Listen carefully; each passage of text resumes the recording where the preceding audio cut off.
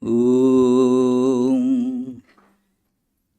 Asato Ma Sadgamaya Tamaso Ma Jyotirgamaya Mrityormam Amritam Gamaya. Om Shanti Shanti Shanti.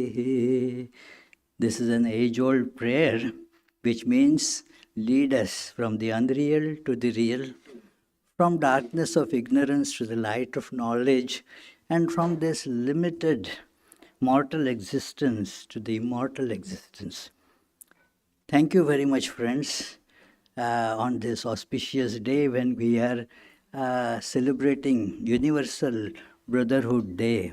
We started observing this event every second Sunday of September after this twin attacks of 9/11, 2001.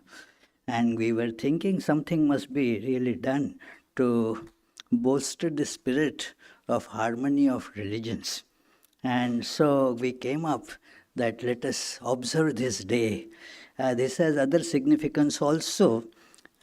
September 11th is known also for a great, wonderful reason when the first Parliament of Religions was inaugurated in Chicago, and there Swami Vivekananda's speech was very powerful, tremendously powerful.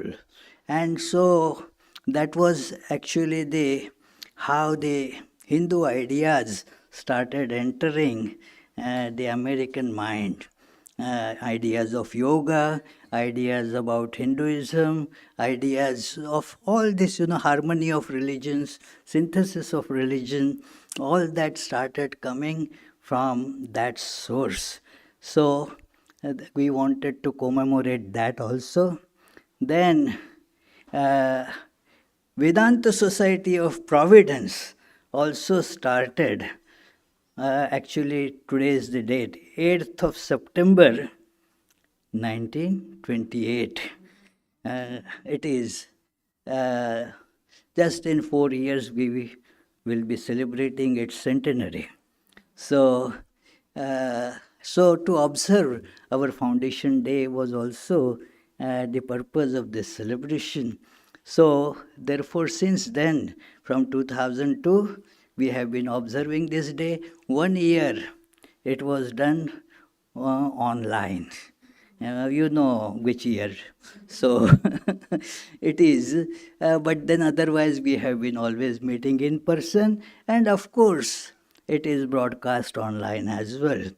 So we shall begin with the opening song, which is about Swami Vivekananda's coming to this country and giving this wonderful message. So I request all our singers to come for this.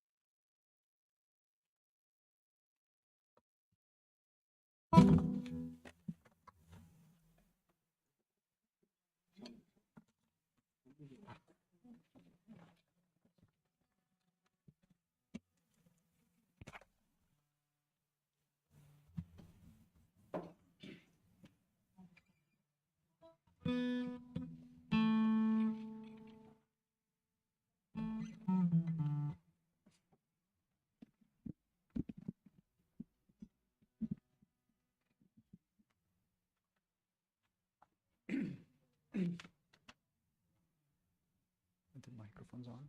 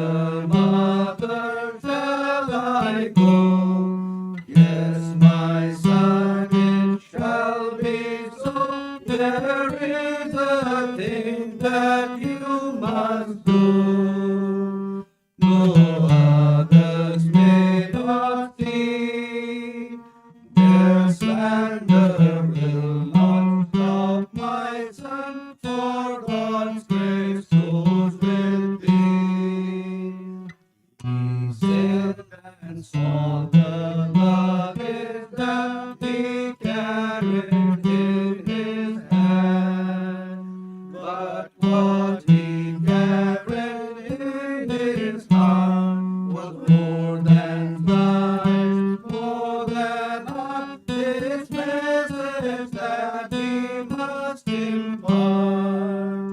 Would others understand the foreign face with foreign dress and from a foreign land? So like a nation to perform, yet like a child was he. Into a strange new country tossed, often hungry, often lost in providence of time or cost. But it was meant to be. He reached the city, found his place, and waited nervously. What words came down to grace his lips on that September day?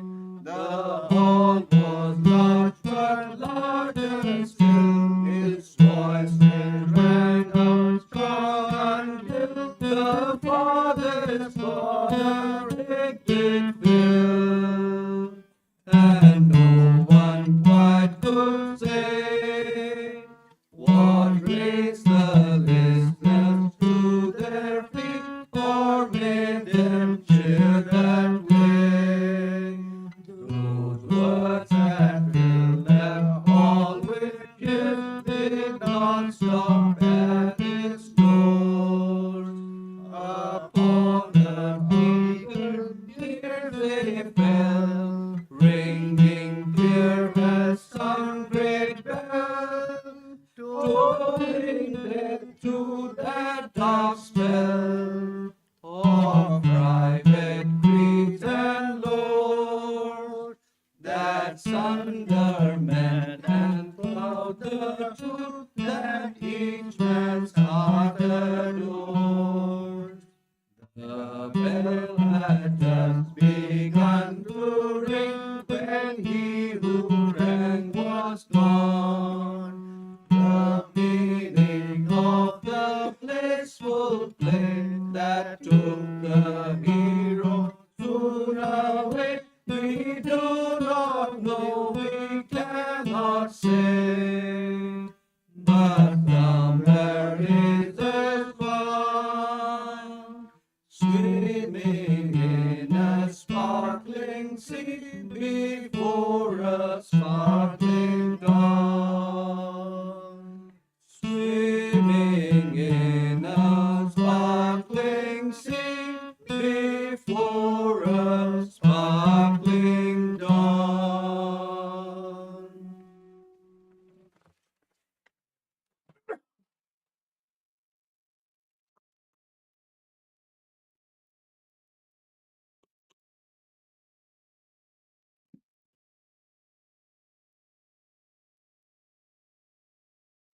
And indebted to our Honorable Mayor for coming on this occasion, and he will inaugurate this function formally by lighting the lamp.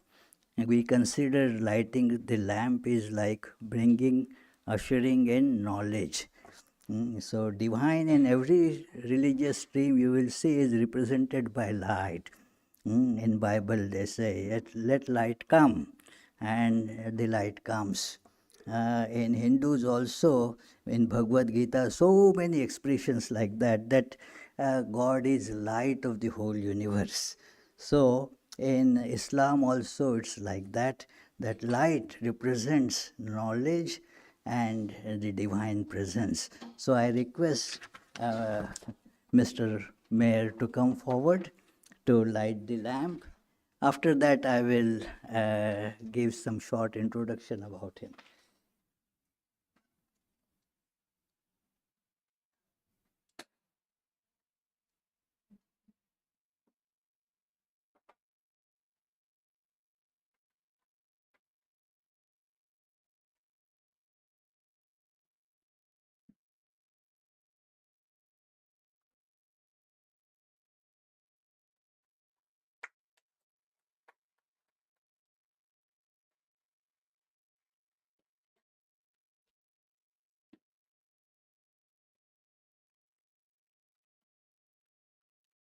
although the mayor needs no introduction, still for those who are not very much familiar with this, let me say a few words by introduction that he actually was brought up in the Chicago area and studied that in DePaul University, getting his MBA there. And before he became the mayor of the city, he had adorned some very important administrative positions in the city and state, like he was chief operating officer at City Hall and chief of staff at the State House. So when he became mayor, he has already great experience in administration, and that he is employing it here. So, relatively a very young person, but although young, he is a very capable person. And when we first met, he said, "Oh, I'm your neighbor." So, although his staff had indicated that keep a spot reserved for him for parking, we did that. But then I was thinking, why does he not just walk, in fact, from parking spot to here and from his home to here, not much of a difference. So we are very happy that although his schedule is very, very tight, so I won't go on any elaborate introduction. I request him to please come forward to give his inaugural address. Thank you.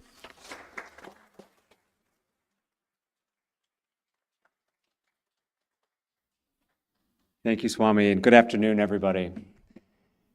It's Reverend Cooper Nelson and I were speaking briefly. The last year's topic was on death and dying. This year is on why does God create and how. Each year the questions seem to get harder and harder. I might decline next year's invitation depending on what the topic is. But it is a gift to be able to be here today. It's a gift to be able to do this job every day.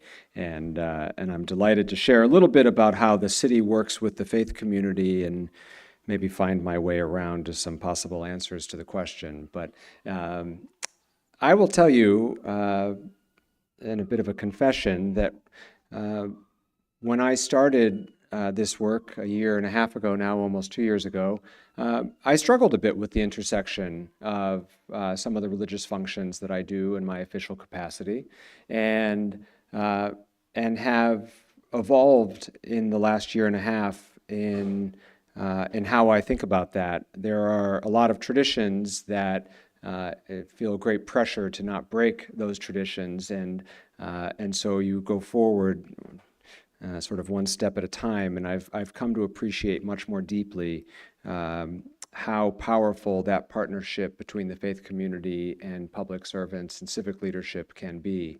And we are so fortunate to live in a city where there is relative peace and harmony amongst the various faith traditions in our community, and they are thriving. And as I talk to colleague mayors around the country and read the paper every day, I'm reminded how fortunate we are sometimes, that we have a community that certainly has challenges and struggles, but we are not fighting over religion, and we are broadly supportive of newcomers and all of the traditions that they bring with them.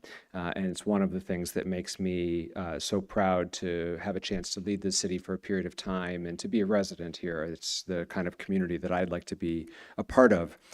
One of the things that the faith community has done in partnership with the city is provide space for reflection and growth and healing in times of need in our city.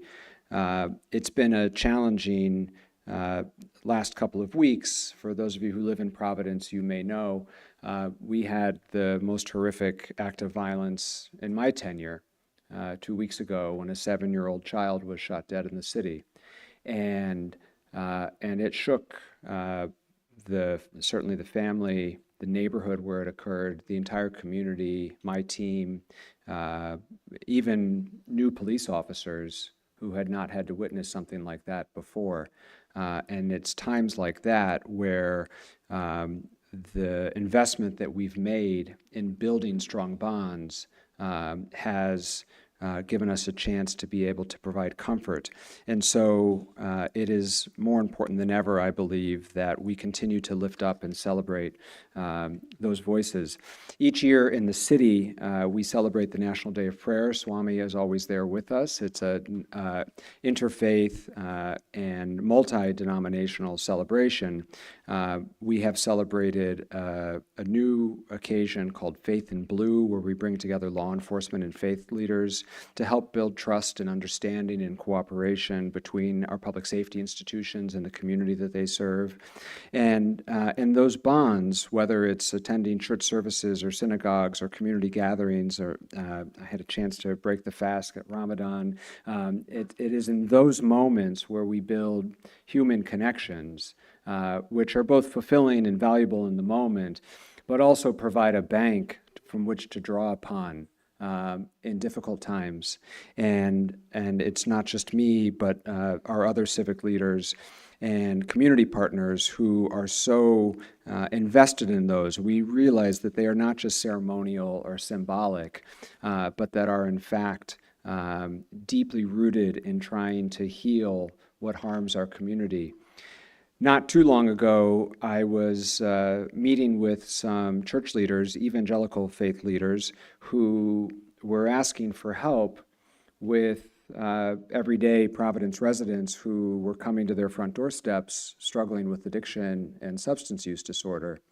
And from that conversation, we decided to offer a training which had never been offered before.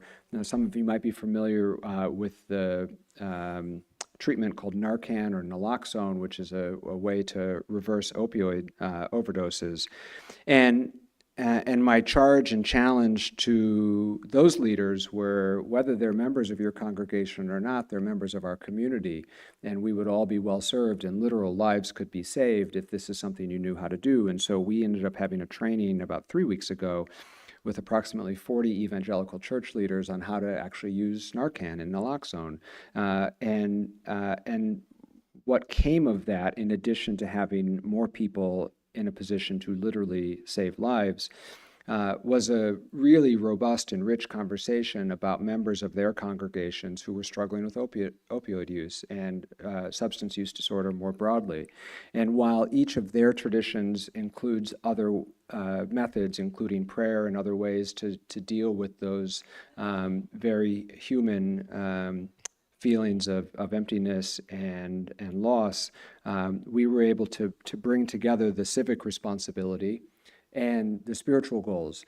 And so for me, it was a wonderful example of how we can help merge these two spaces in a way that respects our civic traditions, but also serves the community more thoughtfully.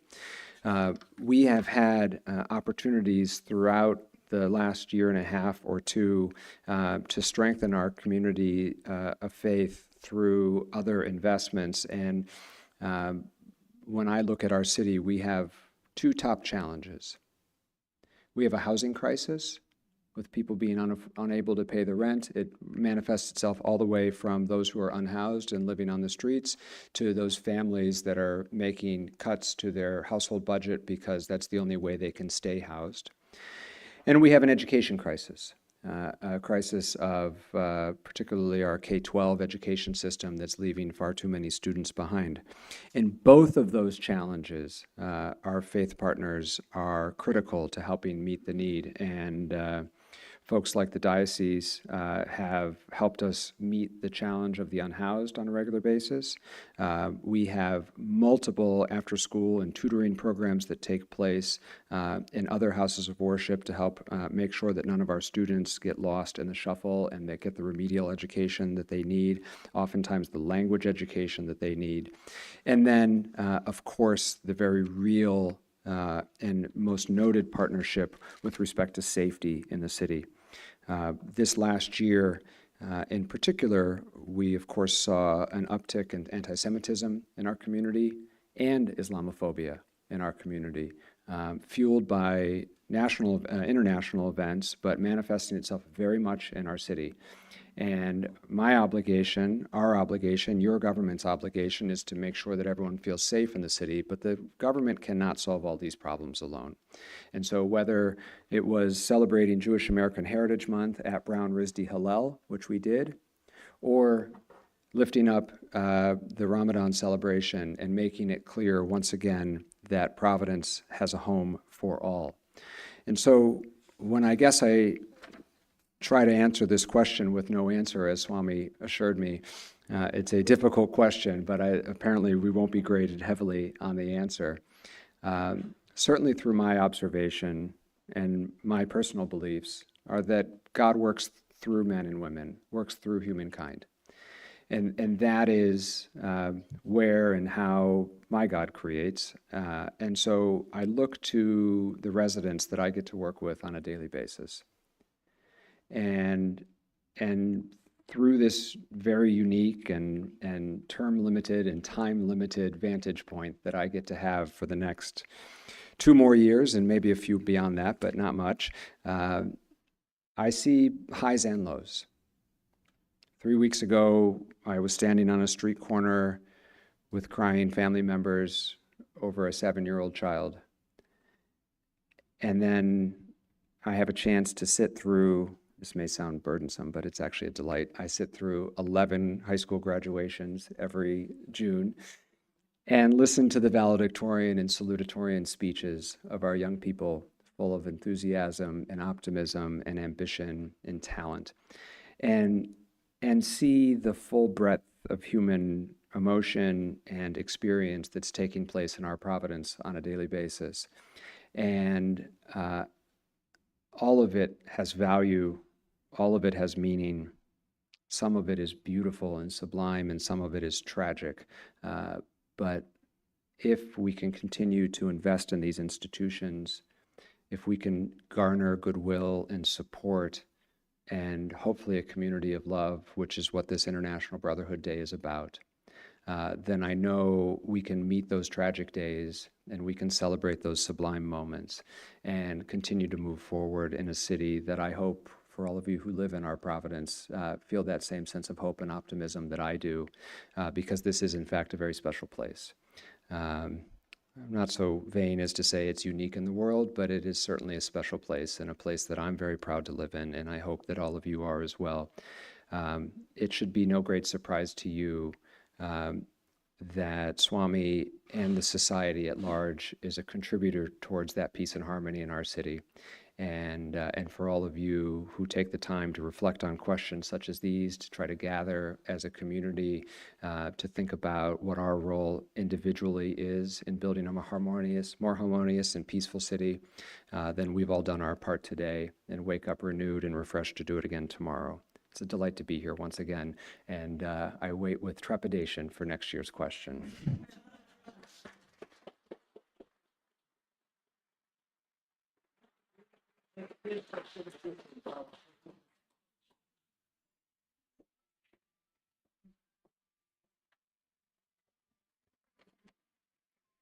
It was a wonderful speech, bringing together, that the aspirations of the city and what the administration is doing on various fronts to fulfill a peaceful life, progressive life, where all different streams of faith and education, industry, everything would come peacefully together because they are all intertwined. So many thanks to the Honorable Mayor for his appearance and the wonderful speech he delivered. As I mentioned, he had to leave very quickly. He had another meeting to attend, but he just sneaked for this meeting for about 20-25 minutes. And now we will move to the next program. We spoke about the Vivekananda's presence at the Parliament of Religions. So we will have a short reading by our friend Eze to from the address that Swami Vivekananda gave at that Parliament of Religions. It is very inspiring address and tells the spirit of harmony that is included in the message that comes from this organization.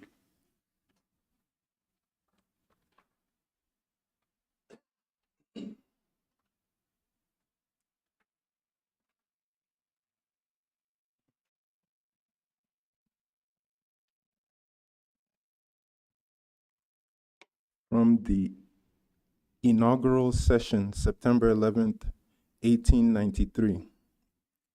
It fills my heart with joy unspeakable to rise in response to the warm and cordial welcome which you have given us. I thank you in the name of the most ancient order of monks in the world. I thank you in the name of the mother of religions. And I thank you in the name of millions and millions of Hindu people of all classes and sects. I am proud to belong to a religion which has taught the world both tolerance and universal acceptance. We believe not only in universal toleration, but we accept all religions as true. I am proud to belong to a nation which has sheltered the persecuted and the refugees of all religions and all nations of the earth.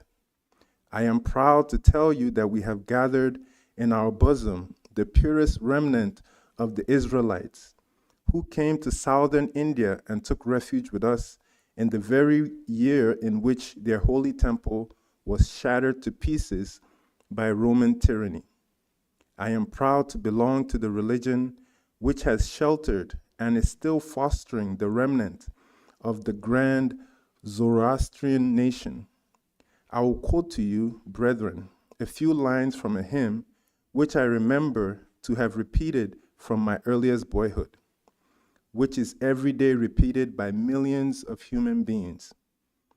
As the different streams having their sources in different paths, which men take through their different tendencies, various though they appear, crooked or straight, all lead to thee. Sectarianism, bigotry, and its horrible descendant, fanaticism, have long possessed this beautiful earth. They have filled the earth with violence, drenched it often and often with human blood, destroyed civilization, and sent whole nations to despair. Had it not been for these horrible demons, human society would be far more advanced than it is now. But their time is come, and I fervently hope that the bell that tolled this morning in honor of this convention may be the death knell of all fanaticism, of all persecutions with the sword or with the pen, and of all uncharitable feelings between persons wending their way to the same goal. From the final day, September 27th. Much has been said of the common ground of religious unity. I am not going just now to venture my own theory, but if anyone here hopes that this unity will come by the triumph of any one of the religions and the destruction of the others, to him I say, brother, yours is an impossible hope. Do I wish that the Christian would become Hindu? God forbid. Do I wish that the Hindu or Buddhist would become Christian? God forbid. The Christian is not to become a Hindu or a Buddhist, nor a Hindu or a Buddhist to become a Christian. But each must assimilate the spirit of the other, and yet preserve his individuality and grow according to his own law of growth. If the Parliament of Religions has shown anything to the world, it is this. It has proved to the world that holiness, purity, and charity are not the exclusive possessions of any church in the world, and that every system has produced men and women of the most exalted character. In the face of this evidence, if anyone dreams of the exclusive survival of his own religion and the destruction of others, I pity him from the bottom of my heart and point out to him that upon the banner of every religion will soon be written, in spite of resistance, help and not fight, assimilation and not destruction, harmony and peace and not dissension.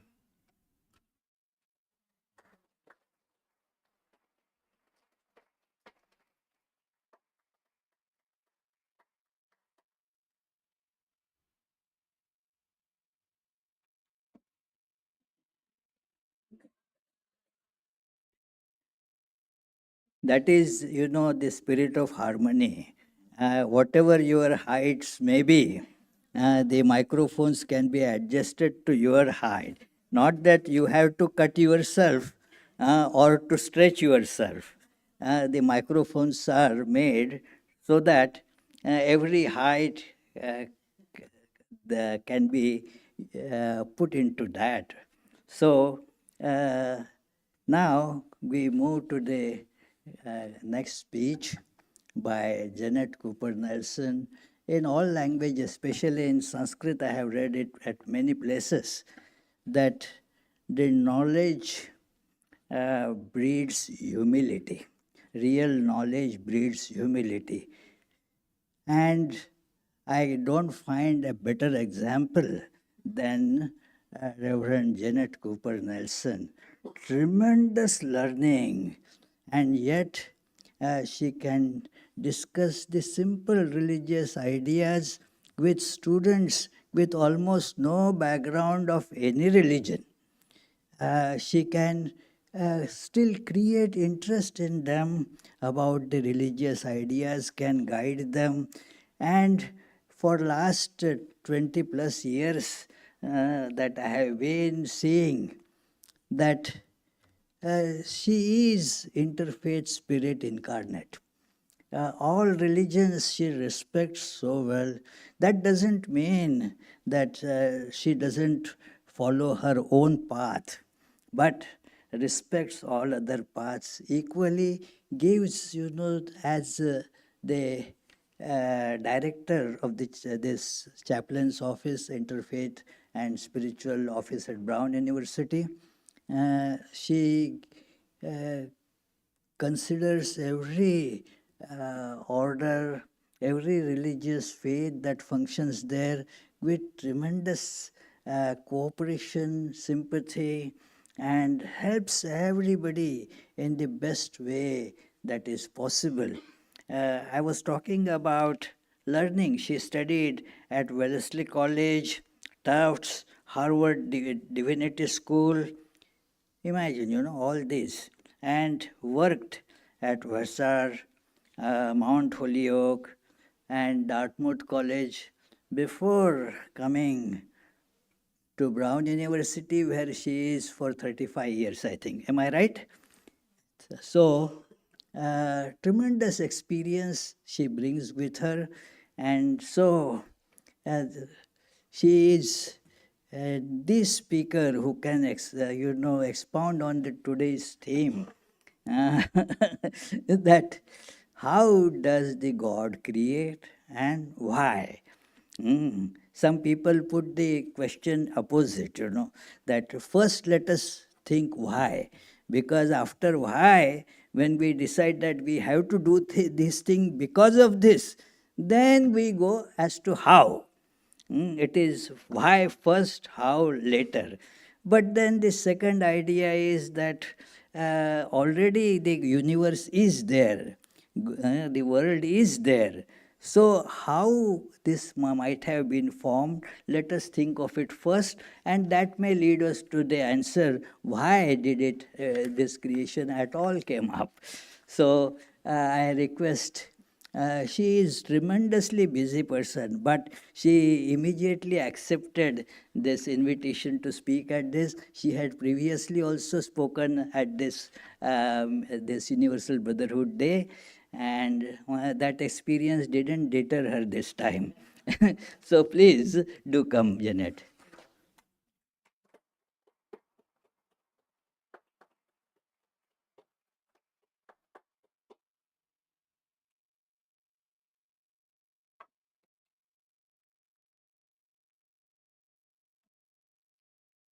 I'm honored to be here. Swami is right. Pretty much anytime he says, will you do this? I try to say yes, partly because it's almost always right to say, if you're hanging out with Swami, even in the deepest theological waters, you're going to have fun. And I realize that's not a concept that people often associate with hard questions and theological learning, but I watch it with his students. I could stand here for quite a long time and reintroduce tonight's topic just by talking a bit about my watching of his teaching over the years. But for those of you who are here, I assume you are here in part because his teaching is valuable to you.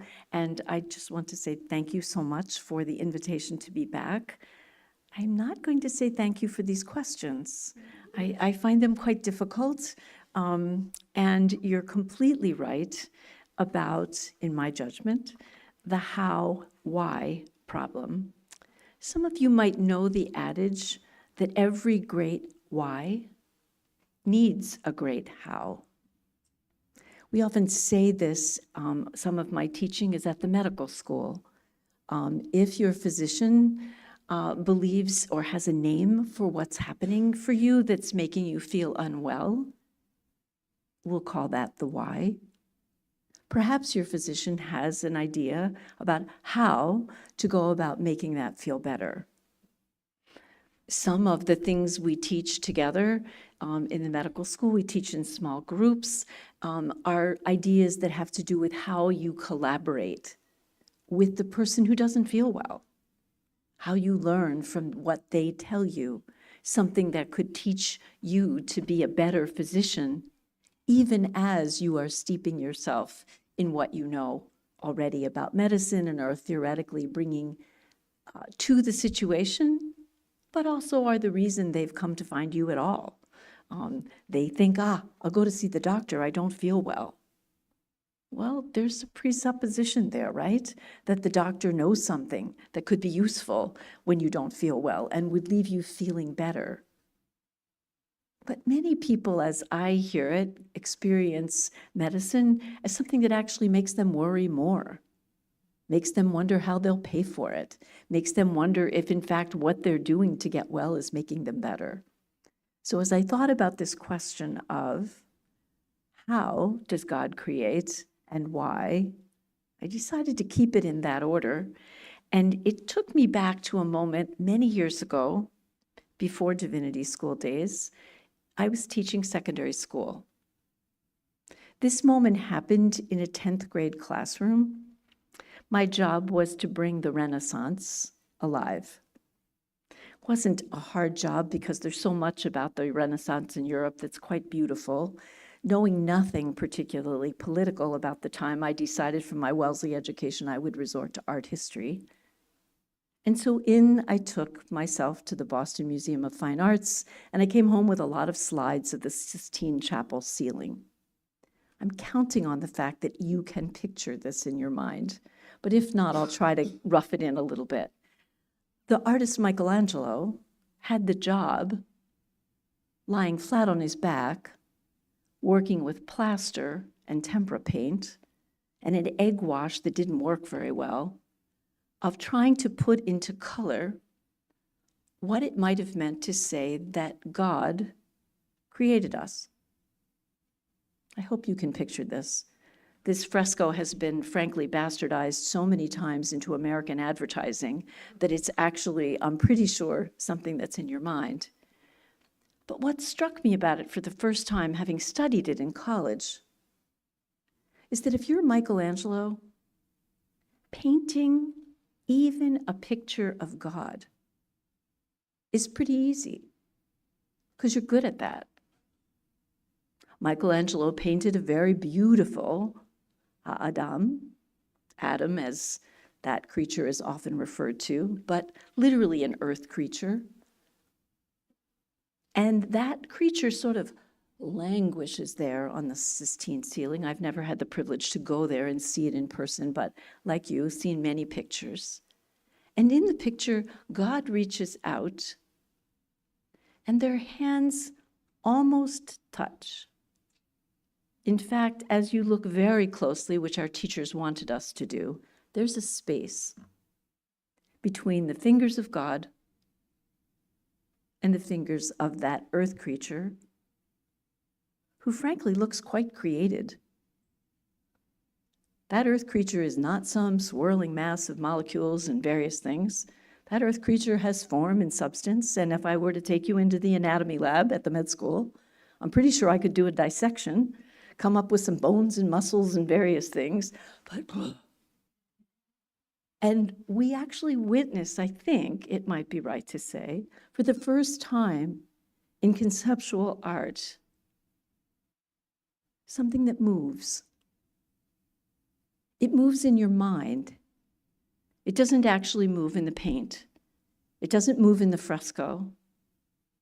But in your brain, you see this transfer of something that makes you, you, enables you to walk and talk, and imagines for you this moment when something moves from the source of holiness, God, to this languid male creature. I think it might be right to tell you that that is Michelangelo's answer to your question, Swami. He's not here to defend himself, and all who can get themselves into line at the Sistine ceiling can go take a look and see if they agree. But I thought to myself, teaching my 10th grade students who were very famous for asking me really irreverent questions, for Michelangelo, the depiction of human creation was not about the problem of solving the anatomical human body. He did solve a theological problem in a way I wouldn't do it, because God looks quite like somebody with a beard and a guy who I presume has a throne lurking somewhere, which is definitely not an idea that over time has held well for me personally, but it's definitely been an idea that we have embodied in words like Father and Lord and King, and even in the idea of the Creator. So I leave you there with that idea, only saying that for the great artists of the Renaissance, the notion of creation was not the physical creation of the body. That they could do. Against the laws of their time, they went into dissection labs and learned anatomy. They, together with the medical people of their time, began to understand much more about the physical design of the body. But for what would emerge from the Renaissance, that intellectual tradition, which I think is quite problematic, but also quite interesting, what emerges is this idea of some spark of mind, of animation, of enlivening, which in quite a lot of work that I've done, also vaguely medical, but I would also argue deeply spiritual, with the dying, I feel like I witness whenever I'm present. A week ago, 10 years ago, with my mother at hospice. She worked very hard in her final hours, difficult to breathe, even with the help of the morphine.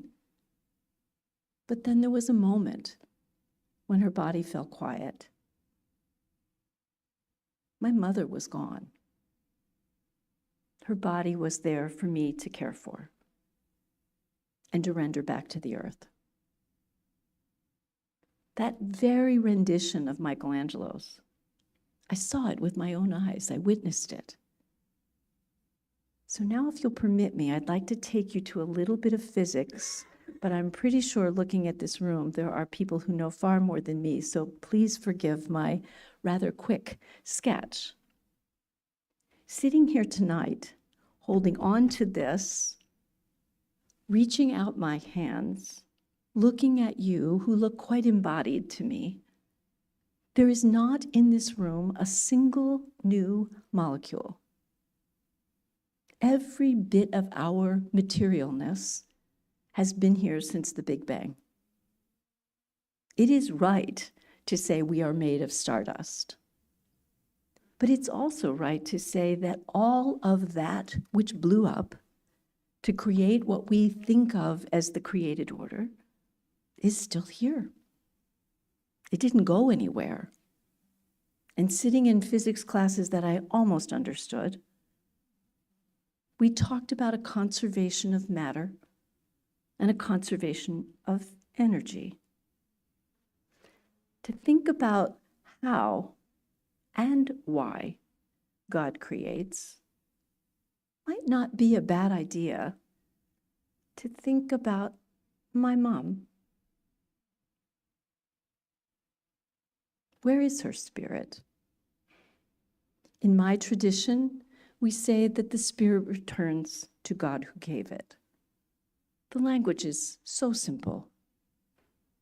But the older I get, the more right I think it is. And the more I think it's about physics. And the more I think physics is about God. And the more convinced I am that the conservation of matter and energy is a conservation of spirit, and all the arguing that religions have done about reincarnation and resurrection and all these things may be nothing more or less than our struggles as beings to understand the creation and the recreation of life that as a gardener I pray for every year. Right now the tomatoes are looking good. And I have a feeling I can make many people in this room smile if I say the word hydrangea, because this year was a year for them, and last year was no good at all. Those of us who grow things even for a bit, we know about creation. But Swami, you're right. We know better than to think we create. I would say more comfortably, and I might even suggest to you, perhaps I would say this about God too, we participate in creation. And the business of participating in creation, both the why and the how of it, has a lot to do with that other word that my mom was doing until she stopped. Breathing. Inspiration. Conspiration. Expiration. All of these words are breath in, breath out, breath together. But then I would take you to a slightly different word, which is imagination. Because the why and the how of God might lead me to, of all the things that our molecules could have become, why this? Why hydrangeas? Why tomatoes? Why the downy woodpecker? Why the turkey that's been walking into my yard just up the street? I have no idea. The myriad of our creation, the brilliance of it, the variety of it is just stunning. It leads me to think, as my son said when he was sick, 6 years old, looking at a fall afternoon in the Hudson Valley, Mom, God must be wicked smart. I don't disagree with him. He's a dean of a faculty these days and probably says much more erudite things when he's speaking. But I don't know that that magic that children see when they witness the created order and it just takes their breath away ought to be very far from our questions for tonight. I'm astonished, awed, humbled to be, for a time, some part of the molecular compilation of a God who, in Michelangelo's being, turned into a God who took human form and gave human form. But beyond human form, gave animation, gave inspiration, gave breathing, gave imagination. So the how-why question leads me to how is it, and maybe in honor of our brother Vivekananda, how is it that strife and destruction are so the work of our hands? I have a lot to say, but there are other speakers. So I leave you with just one thought, and I did know the mayor would be here, and so he's not here to hear this, but I'll say it anyway. I think political imagination, the capacity to envision a community of people, please spell political with a very small p. I mean it from the Greek for polis, the idea of creating community and how we would create community and what it would mean to keep our sister and our brothers good front and center as the priority of our community. That is an option. But it's not one we always exercise. Exactly as the speech that Vivekananda gave. We choose war. We choose destruction. Two final pieces. My friend retiring from the New York Public Library system is one of 5 daughters, and their mom is falling apart. Her dementia is growing, her inabilities physically. They had a big family meeting. And my friend from college said, you know, I'm the one of us that's single. I'll set up shop and I'll stay where mom is and I'll take care. 4 sisters, they looked at her and they said, all you've ever done is work. You haven't had any fun. You've been so serious. You can only agree to do this if you also accept our gift. Their gift was a Eurail pass and flight tickets to Europe. They expected her to go away and stay away for 6 weeks and travel and see things she'd never seen. And then they thought she could come back and take care of mom.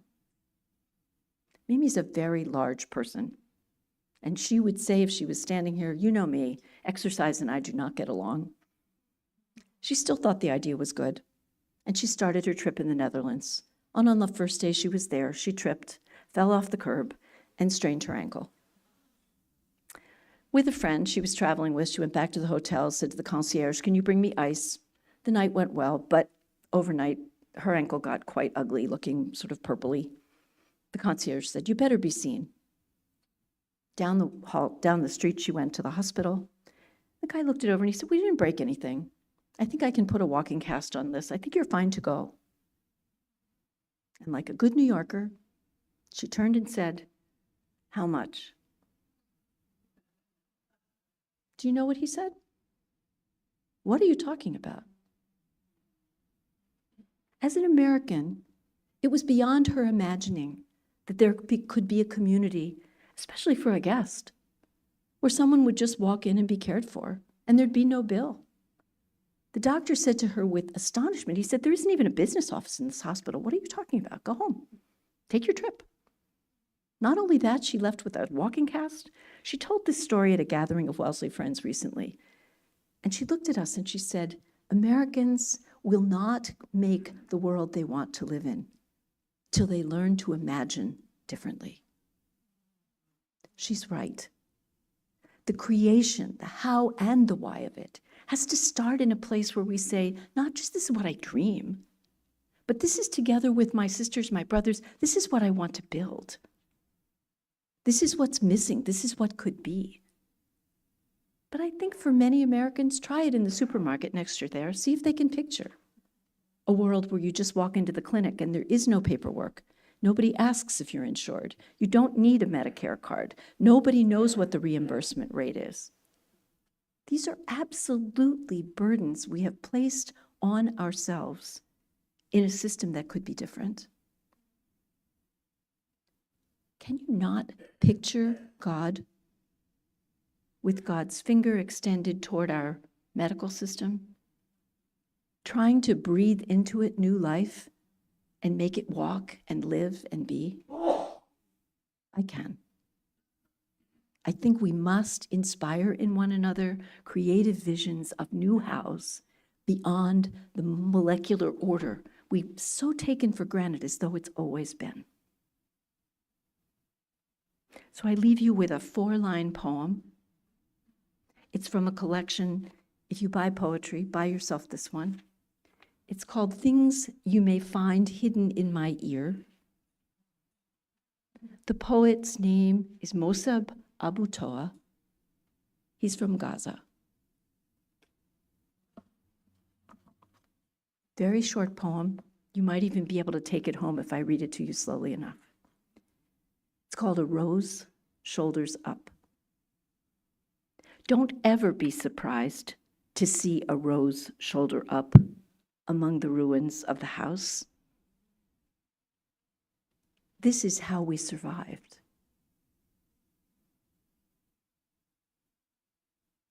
Don't ever be surprised to see a rose shoulder up among the ruins of the house. This is how we survived. May it be so.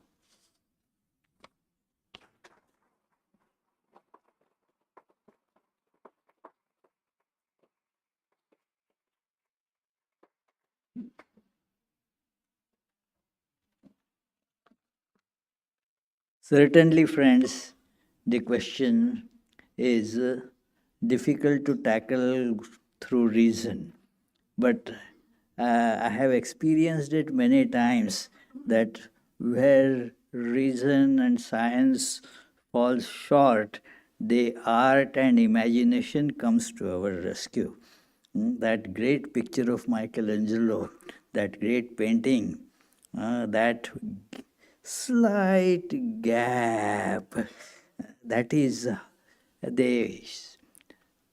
dear Janet discovered the answer in that slight small gap, how it gets created. She brought the ideas of physics, of conservation, to indicate that there is really nothing like creation because it is conservation. Everything is conserved. It is very beautiful thoughts that bringing together the physics, the poetry, the artwork of Michelangelo and others to make us think on this great problem. There is how, why. There is a story that I had heard that some scientists, they went to God. And they accepted God because that otherwise why would they go to God? That, well, we don't need any more your help. We ourselves can create. We now know how to create. Just we take some earth and can create. And God said, is it really? Can you show me how you create? And they said, yes, sure. And they took some earth.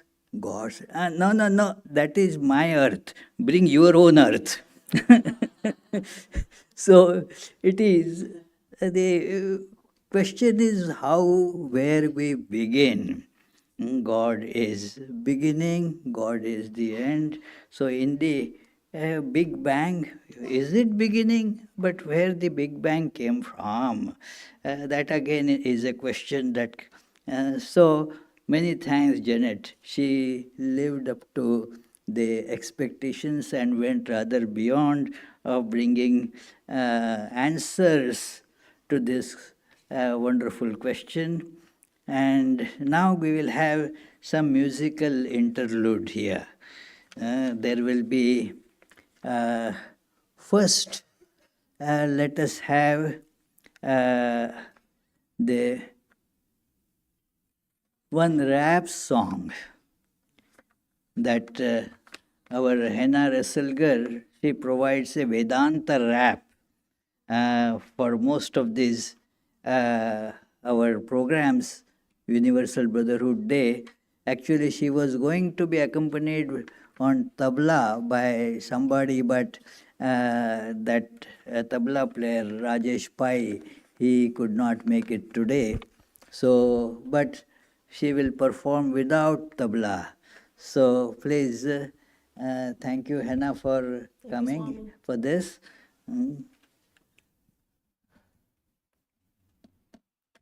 Peace and blessings. Thank you to the Swami. It's an honor that he always includes hip hop in his presentation. It's a song for Vivekananda.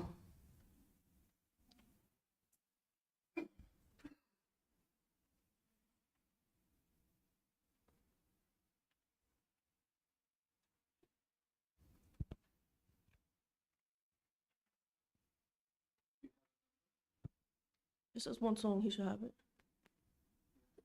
It says Vivek. Well, in the meantime, I'll just do some a cappella. I think this is the one he originally wanted, so. I am not this body. I am not this mind. I am the divine. I am the divine. I am not this body. I am not this mind. I am the divine. I am the divine. You got the track?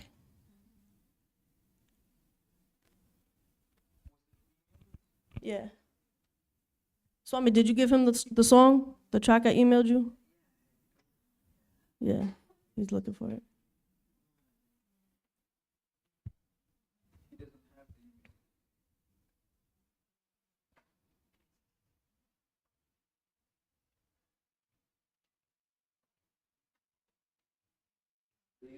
I can resend it to him. Okay. You want to bring up the other musicians and I'll come back? Okay.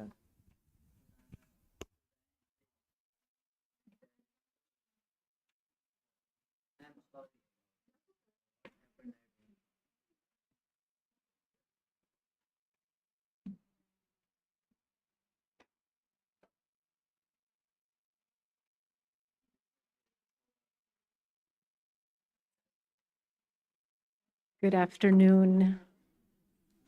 While the musicians are setting up, I just want to thank Swami for this beautiful opportunity for us to gather and for us to ponder these beautiful questions. So we are a newly formed interfaith choir gathering this evening to celebrate Universal Brotherhood Day as a loving community together with all of you. We are Hindu, we are Sufi Muslims, we are Christians, and we are Jews. Some of us have known each other for a very long time. Some of us met just less than a week ago. But despite differences in faith, culture, or connection, we come together today in joyful and heartfelt celebration of music as a path to the divine. So please join us responsively. I think there may be some words projected, hopefully, as we sing this chant, using words from 5 major religions to honor the divine, the source of peace and the source of all love. Hari Om.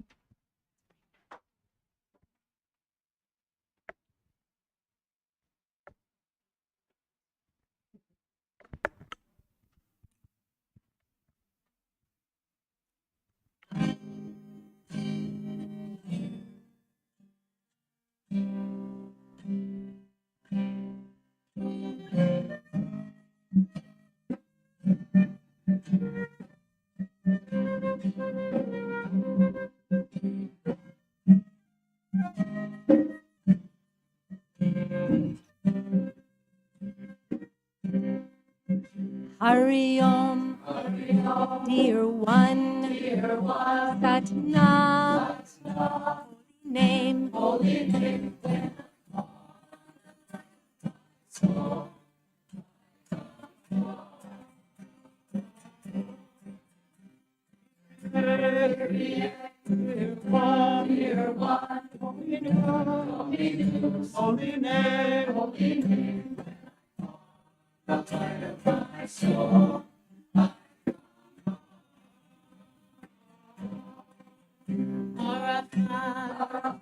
dear one, yes, Allah, holy name, oh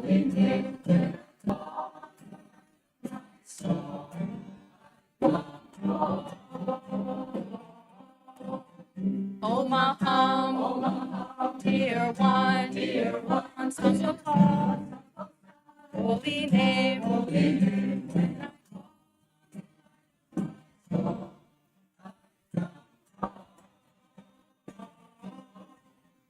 Baruch, dear one, Shekinah, holy name, all on the land.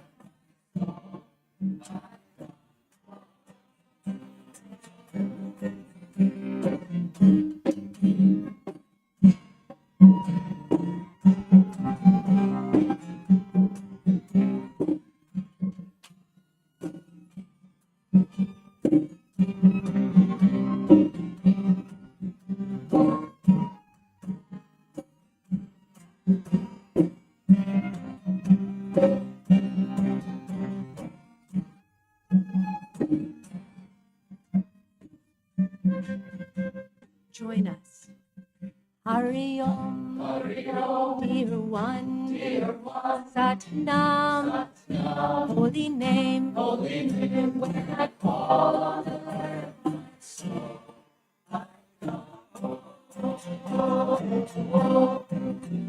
and when I call.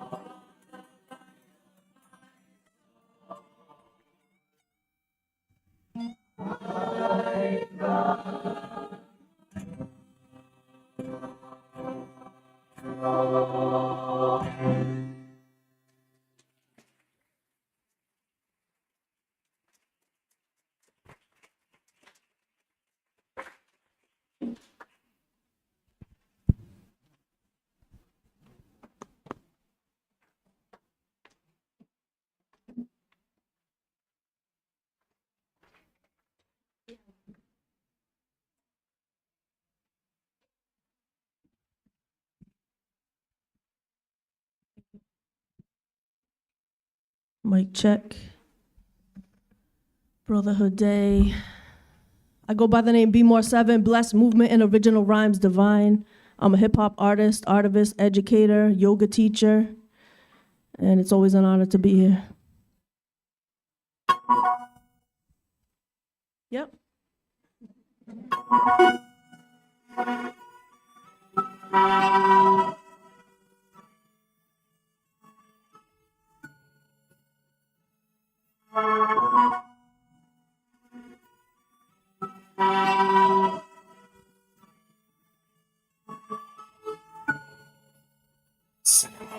Hold on to all past me to stay true, searching for unity in everything that we do. Truth is one, destiny, fate, we cannot escape, so we came a class to not break. Vivekananda, Vivekananda, the mind is an instrument, don't let it wander. The world is one, not better or worse, merging into one that sense the strength of the earth. Have faith in yourself, if no one else, cause others always let you down, but God will help bring you back up. God's will is in control, even when we think we are really stuck in the mold. Realize that every soul connects perfectly. Knowledge is finding unity and diversity. We should put our minds on things, not draw our minds to them. Don't force concentration, meditate on them. Vision, perception, perspective, illusion, shifting appearances, forming confusion. You were never born and you will never die. The soul is beyond life and death or the sky. Vision, perception, perspective, illusion, shifting appearances, forming confusion. You were never born and you will never die.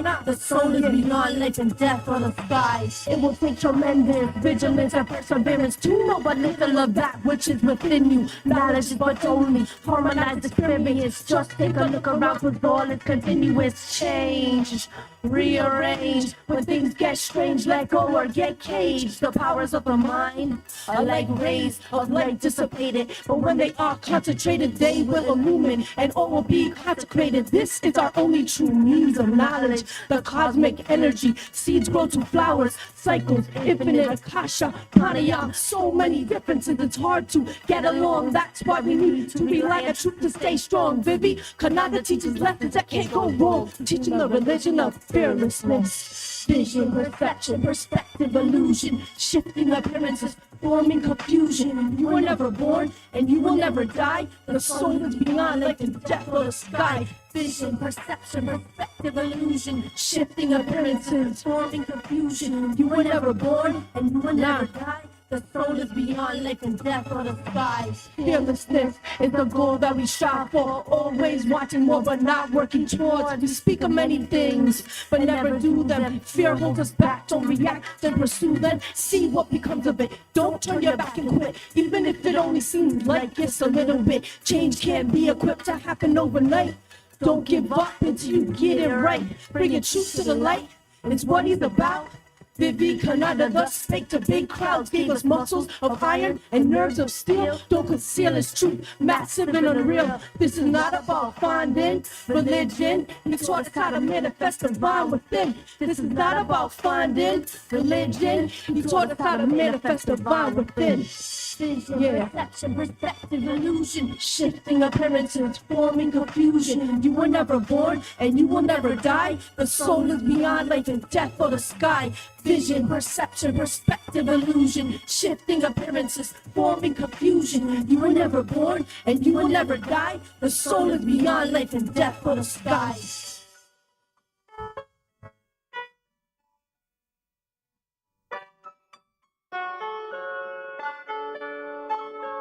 Breathe. Take a deep breath. Peace.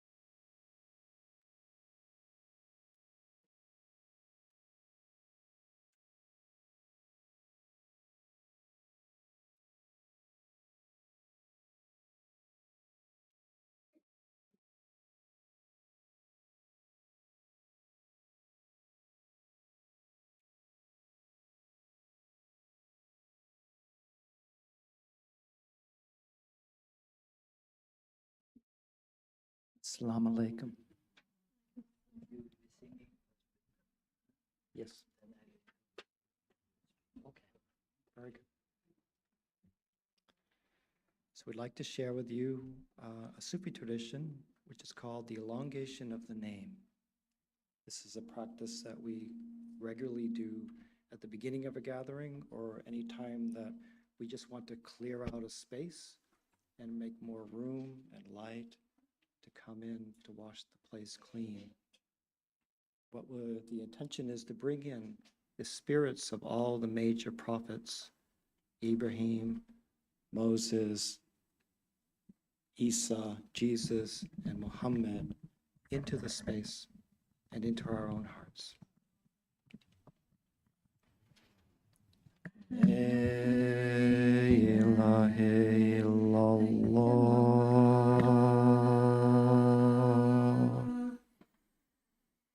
La ilaha illallah. La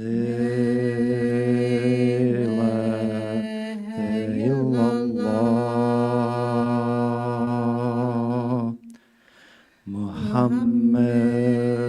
Muhammad Rasul Allah.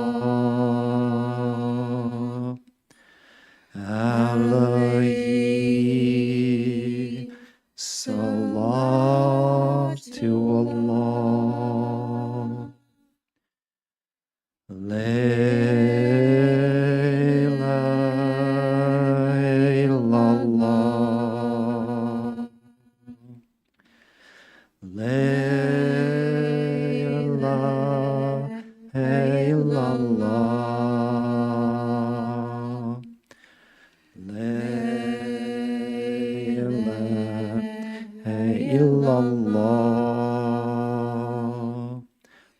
Ibrahim, Rasulallah, Alahim,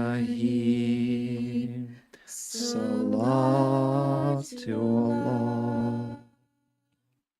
La ilaha illallah, La ilaha illallah, La ilaha illallah, Musa Rasulullah, Alaihi Salatullah, La ilaha illallah, La ilaha illallah, La ilaha illallah, Isa Rasulullah, Alaihi Salatu Allah. La ilaha illallah, La ilaha illallah.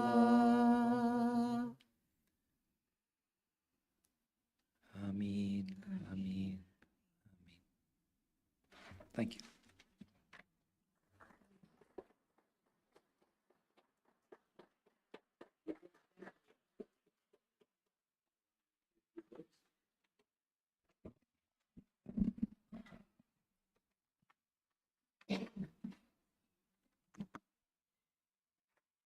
I got introduced to Dan Howard at the Interfaith Coalition for Fighting Poverty with Faith. And I also am a member of that. And Abdul Latif, Dan Howard, he is also a member of that. Once I heard his speech, actually it was a Zoom meeting during the COVID times. And then I asked the coordinator, David Willis, about him. And from him I got his phone number and email. And then I contacted him this year, and he was kind enough to agree. He is from the Sufi from Shadhiliya community.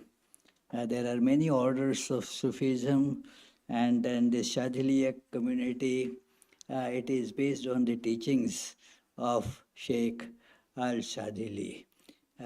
And although he didn't leave any writings behind him, he left many disciples who practiced and propagated all those teachings, and thus the order continues. So I am very happy that we will have a Sufi teacher to speak about this kind of complicated problem. In fact, a few days ago, he wrote, Swami, the question is rather difficult, and I don't know how can I fit the answer within 20 minutes. I said, okay, you can take a few more minutes if you can find the answer.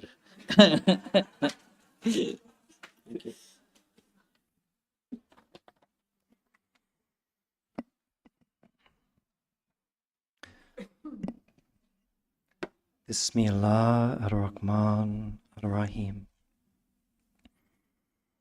Assalamu alaikum, peace be upon you all. What I'm about to share with you comes from the teachings of my guide and my teacher, Sheikh Sidi Muhammad Saeed al-Jamal al-Rashbai al-Shadhili, who lived on the Mount of Olives and who was one of the guiding imams at Al-Aqsa Mosque in Jerusalem for many years until he passed in 2017. May God be pleased with him and sanctify his spirit. My guide, Sidi, used both the names Allah and God interchangeably in his writings. They are the same. Sidi also often spoke of Allah as He, though sometimes She. But understand that God is neither male nor female, has no form or physical identity that we are capable of imagining. When the Prophet Muhammad, peace and blessings be upon him, was asked about the origin of creation, he replied, Allah says, I was a hidden treasure that longed to be known. So I created the creation so that through me they may come to know me. I was a hidden treasure that longed to be known. So I created the creation so that through me they could know me. Know that Allah, God, exalted as He, was unknown.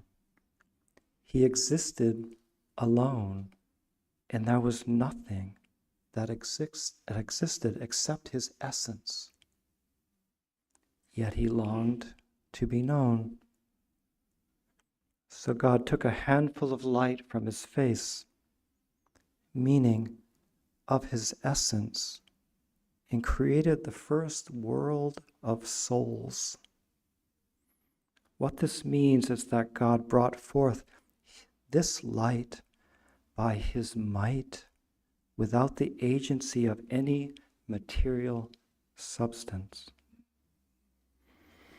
From this light, God fashioned the souls of 134,000 prophets and messengers, including Moses, Abraham, Jesus, Muhammad, as well as all the souls of mystics and Gnostics, and also every other soul that's ever been and will ever be, including you and me. We were all in that first world. Before entering this world, existing in the presence of God, before we ever entered this physical world, before stars, before galaxies, the first of the souls that God created was Adam. When Allah said to the angels, I intend to create a world and a humanity to steward this world, the angels said, why? If you bring your light down into the density of the earth, they will kill each other and abandon your holy way. Allah said, I am the knowing and the wise, meaning that I know what you do not. And God created the soul of Adam. He put His image, God's image, in Adam. He put His light inside of Adam, and the fragrance of all of His attributes in Adam. And God taught Adam everything from the beginning to the end. God wrote everything in Adam's heart, the hidden and the revealed. He gave him the presence and the truth. By presence, I mean a body, a personal existence. And by truth, I mean the deep secret name of Allah and all of His qualities. He made him a mixture of the elements of earth, fire, air, and water. And from the breath of Adam, the firstborn birds emanated. And from the earth of Adam, mountains, trees, animals. And from the water of Adam, all of the beings of the sea emanated. Understand with the deep eye what is meant here by emanation. Adam, in the image of Allah, contained all the created universe within himself, and by the divine order, be. From the completeness of the firstborn, all the creation began to issue forth. The original Adam existed only as a pure soul that stared into the face of God in that first world. He had no body, only Allah. He had no beginning and no end, only the light of Allah. No shadow of presence apart from Allah. So, in order for the created world to manifest, Allah needed to turn Adam's face away from his light and inspire Adam to move toward the created world that was unfolding. In order for humankind to be born through him. So Allah put in Adam nafs, what we might call ego self. And this self included the desire to eat, to procreate, and the will to dominate in order to survive a human existence in a created world. After the presence of Adam was formed, God commanded the angels to bow down before Adam, and all bowed except Iblis, Satan, who in his ignorance claimed that he was better than Adam. In that moment, God understood how to use Iblis, Satan, as a necessary aspect of creation. In his wisdom, Allah made Iblis a guide for the darkness. Anyone wishing to purify themselves and reflect only a clean mirror of God, to return to the garden, would need to pass the challenges and the test of Iblis in this world. Iblis is the gatekeeper to the garden, who whispers and attempts to distract us from the truth. My holy beloveds, in the first world, God said, I am a hidden treasure that longed to be known. So I have drawn forth all of the creation out of myself in order to know myself. But how can my creatures know me? I planted all my qualities in the ground of creation. When any creature comes to know on what ground he stands, he discovers all of my attributes in the ground of his existence. In the mirror of my qualities, he comes to see himself. Then, as God had put the nafs in Adam to fulfill his plan, he made Iblis also to continue God's message. Iblis assumed his role just as Adam moved as it was written for him, and each moved by the will of God. Adam and Iblis met in the garden to complete a circle. What about the fruit, the apple? The fruit is life, the life of this world. Adam already had life in the first world, the life of the light of God. But when he had eaten from the tree, he began to dress in the 99 veils of God's qualities. From the first world, many worlds arose through the agency of the self of Adam, through his desire to eat and sleep and be king of creation. Now you see two Adams. The first is the pure original mirror of God, and the second is a metaphorical Adam, the human being, who is a shadow of the original Adam.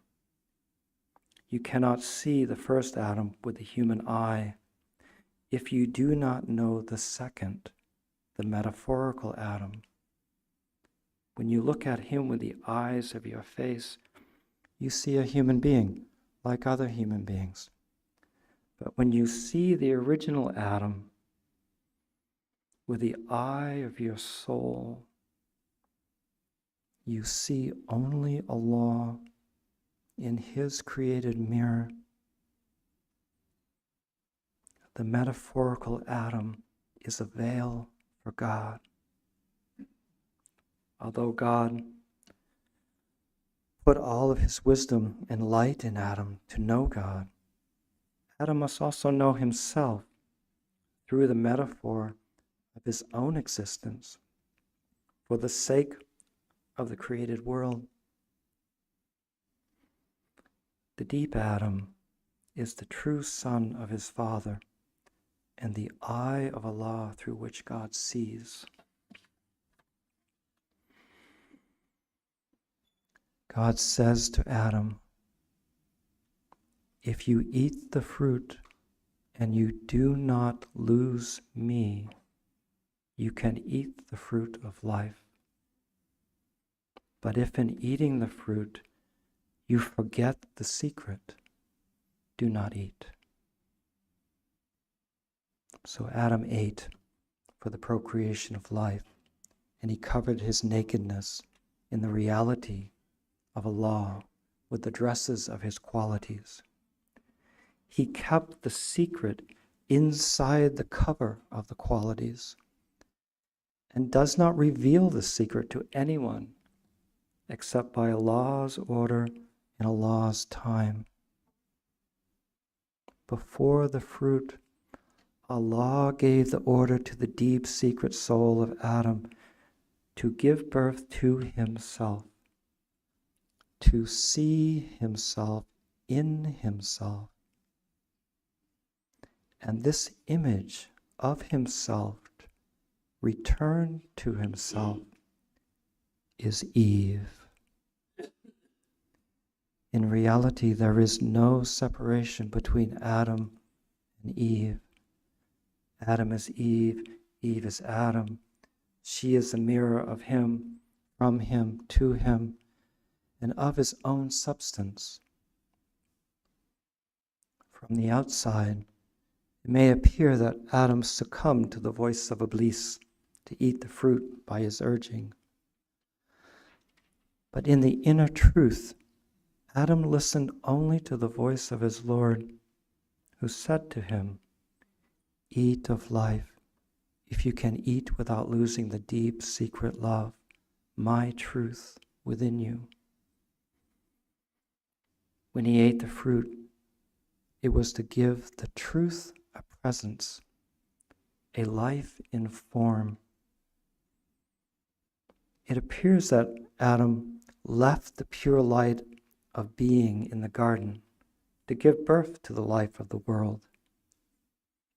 But in reality, he did not leave the garden, nor did the garden leave him. He took the garden into the deep, secret essence of his soul and covered it with the veils of all the qualities of creation.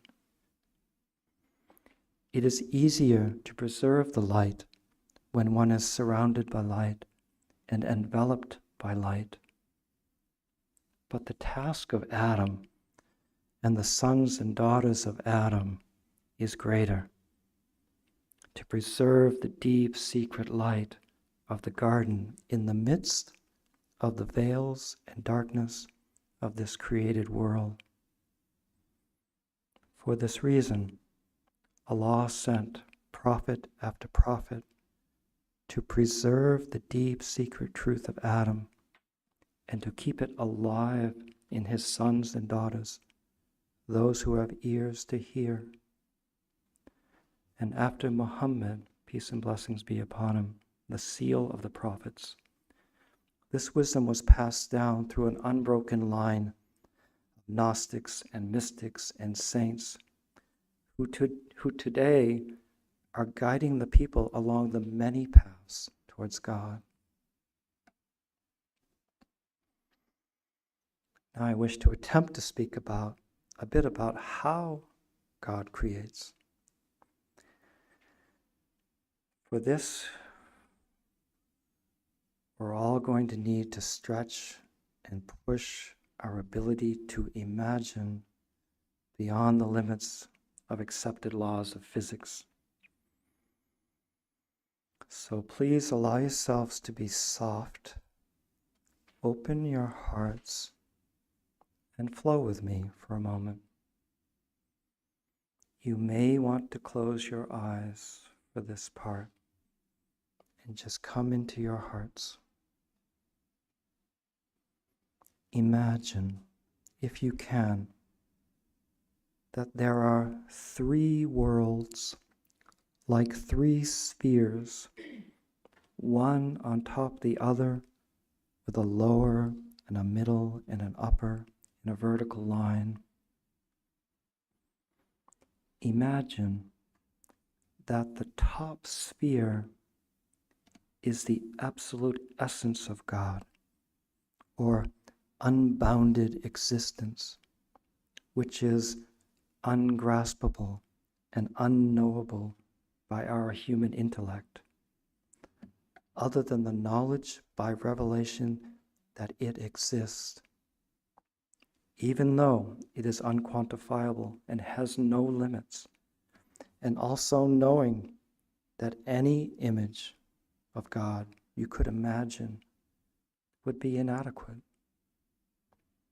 Safe to imagine there is a lot of light and power and intense beauty in this sphere.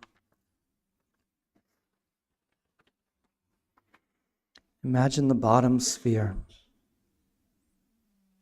Imagine the bottom sphere contains what can only be described as unbounded nothingness or non-existence. It is like a whole vast world of such that cannot be described because from our perspective it does not exist yet. It is emptiness without form. Then imagine a sphere hovering between these 2 spheres. We, along with every manifested thing, including everything from atoms to stars to galaxies, exist in this sphere, the created world. Know that the reality of God is comprised of that which is revealed and that which remains hidden. We can say that everything that is manifest is revealed and is thus experienced in this middle sphere that we occupy, and that everything that is hidden exists in either the sphere of unbounded nothingness or the sphere of unbounded existence, that cloud that contains the pure essence of God and all of his attributes. Know that there are established boundaries between these spheres that we cannot pass intellectually nor physically. This boundary layer is called the barzakh. Our sphere is the barzakh between the other two spheres of absolute essence of God and absolute nothingness. In Sufi terms, it is called the world of imagination, where what is possible emerges out of what is hidden. It is also the world of angels and dreams and visions, as well as this created world.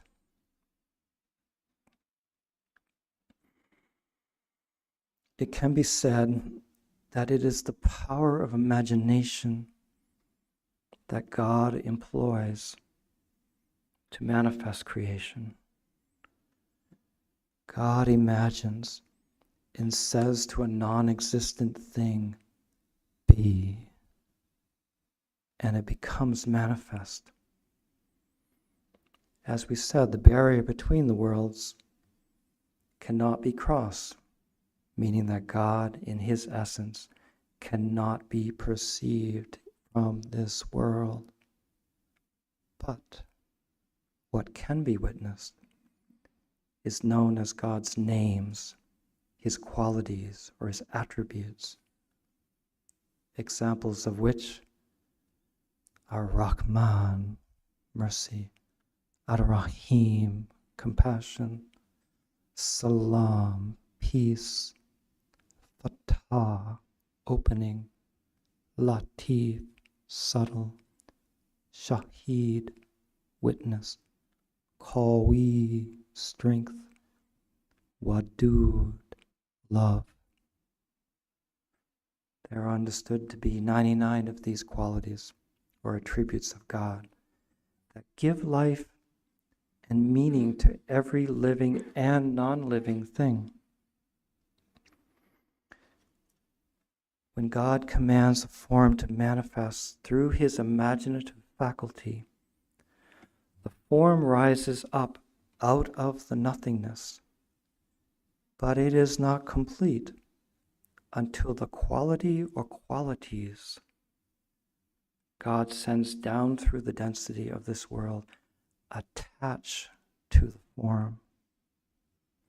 When the qualities or attributes of God attach to a form, then it takes on the meaning God intended, and it is actualized in the material world. The qualities can be said to be a reflection or aspects of God, like facets of a 99-faceted gemstone. We can witness and explore and come to understand and be transformed by each of these unique qualities. But we cannot witness the whole gem in this world. It can also be said that the qualities are like shadows of God. We live in a world of shadows, and in most cases, what we are experiencing is actually shadows of God. Everything that we experience is passing shadows, appearing, disappearing.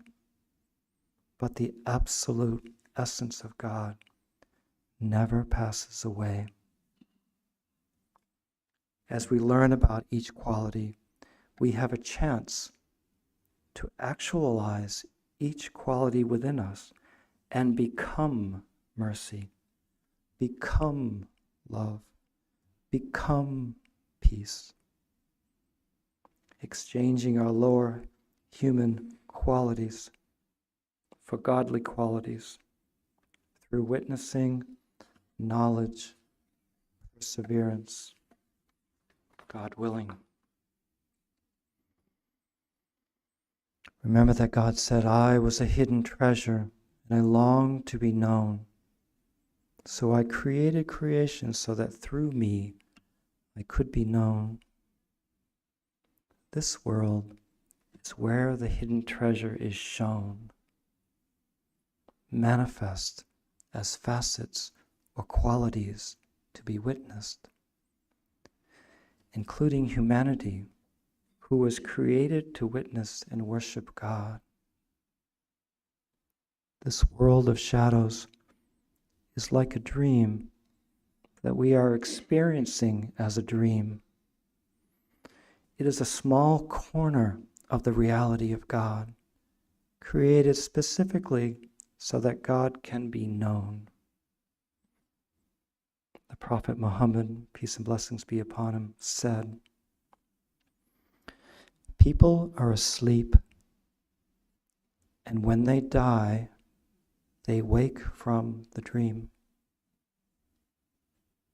Meaning that in what we call or consider a next life, or the world after, or the garden, the world our soul returns to, this will be closer to God, possibly that world that contains the absolute reality of God, so that what is perceived will no longer be a shadow of the truth, but instead will be the actual truth, like waking up from a dream.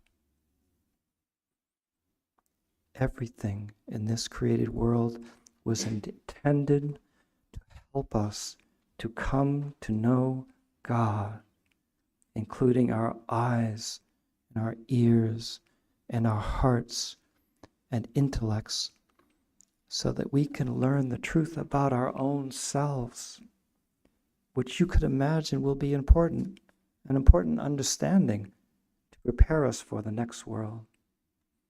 A revelation which can only happen here in this world of possibilities and shadows, before we are whisked back into that first world of our origin, but hopefully wiser than when we started, God willing.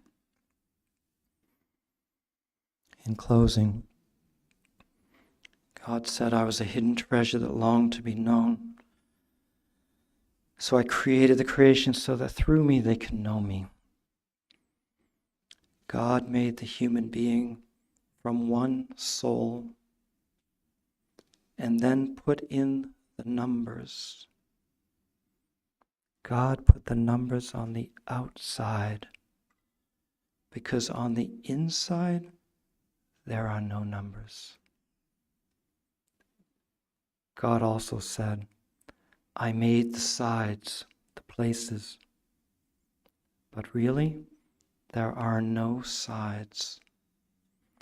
I have made many people, but really there is only one, me. Beloveds, you are Adam. The same Adam as when God made the first picture. God put all the qualities in Adam, but where is Adam? There is no Adam. Only God. Yet what he put in Adam, he also put in you. You see many pictures, but really there is only one picture. It is like a mirror. You look and you see your face, but whose reflection is this? You see all the qualities in every person, but really they are only a veil covering God's light. If you say, this is my quality, you are wrong. No quality belongs to you. But if you find the real meaning of the quality, and you know where it is from, then I say to you, when you leave this world, you do not die. This quality remains because it is from God, and God does not go. You are the mirror of God. He wants to see himself inside your reflection. That is why he put these qualities in you. But you cannot keep any quality for yourself. You are the holy name and the secret, but know the meaning of the secret. You are the name and you are very holy. But seek knowledge of God through exploring God's qualities that are in you and all around you. Know who walks, know who speaks, and know who makes everything.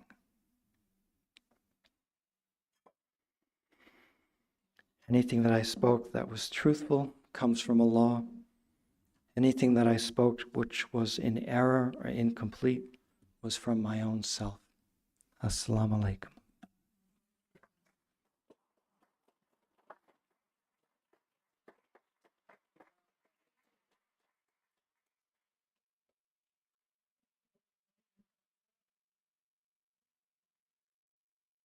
What a sublime meditative exposition of this difficult question, that it is God, the hidden treasure, wants to manifest, wants to be known.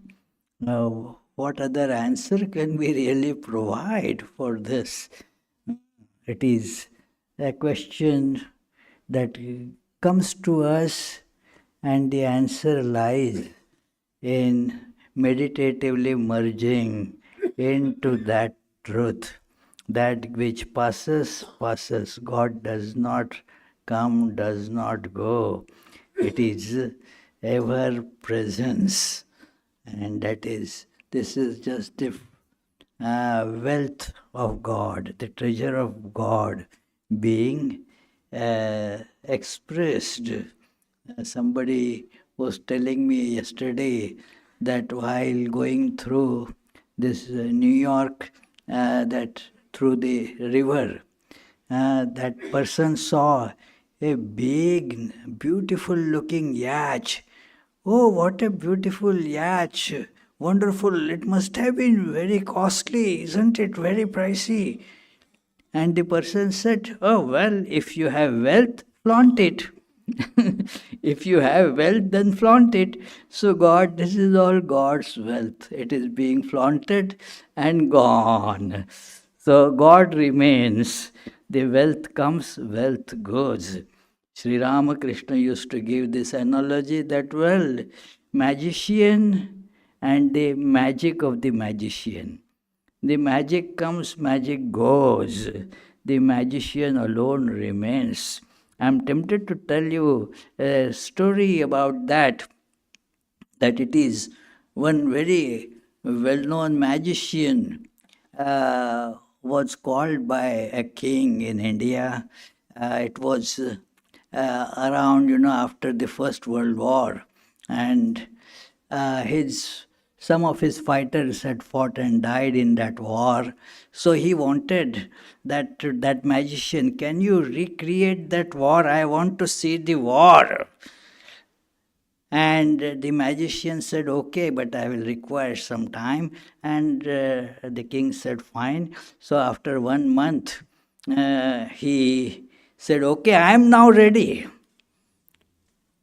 And the magician started his show. The king asked, can we video record it so that later on also I'll be able to see that? The magician said, well, you may, but it will be useless. And why useless? No, I will record. Okay, go ahead, record. And then the magician started display. Everybody was experiencing the war going on. All armies clashing with each other, guns were being fired, bombs were exploding, and so forth. For about an hour, the magic show went on, and people were really very much thrilled with that experience. And then they decided, let us look at how the recording came. And the recording, that video recording, showed nothing of the war. Only the magician was sitting, that's all. That was the only thing that was being seen. Because while all other people, they were mesmerized by the magic, the camera didn't get mesmerized. Camera showed what actually was there. The magician alone was sitting there. The whole panorama, whole story of the war happened, didn't happen. The creation came, creation didn't come. It is the magic. That alone is real. Now we will have some little more music, and then we will have the speech of Pravrajika Gita Prana. She actually spoke a lot on this topic yesterday in the retreat. Her topic in the retreat was hidden in plain sight.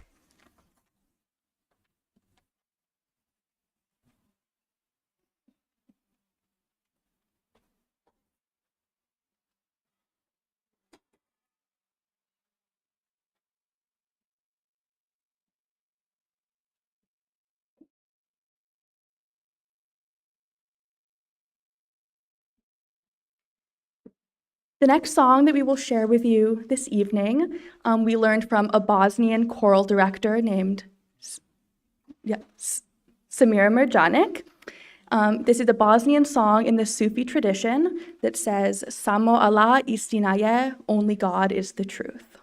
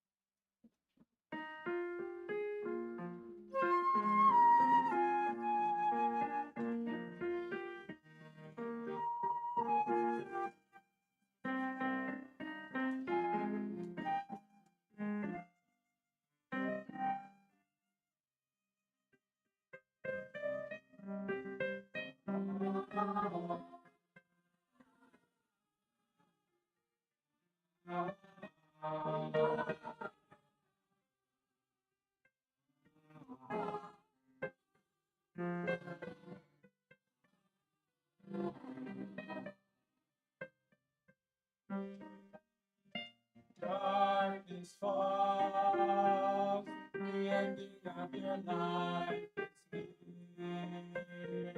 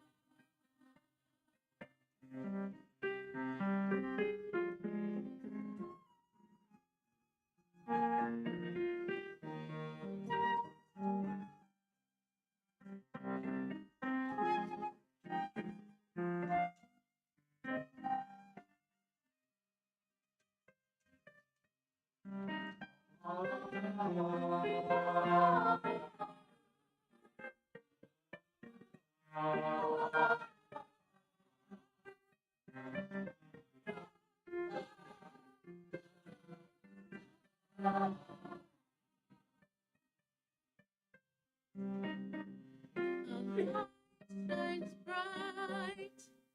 There is freedom from your pain. Grief transforms to peace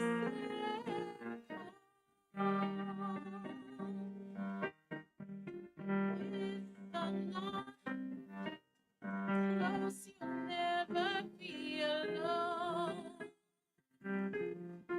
I'll guide you way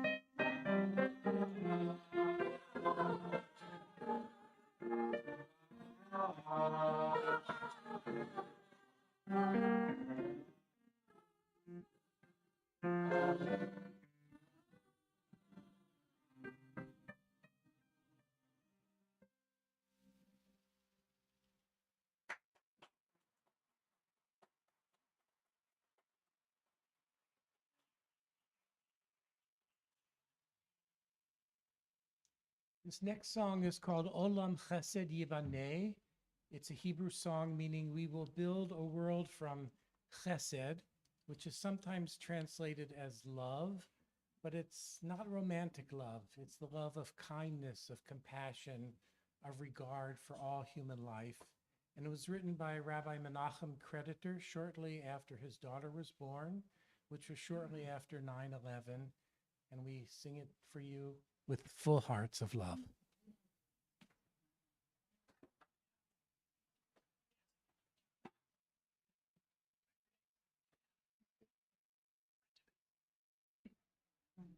Join us if you can for words of prayer.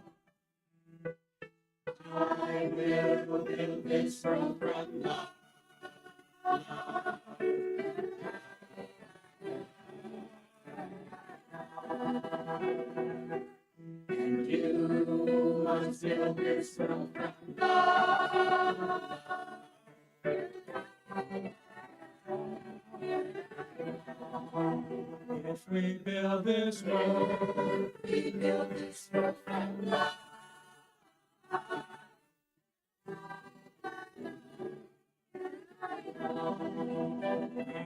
build this God will build its throne from love.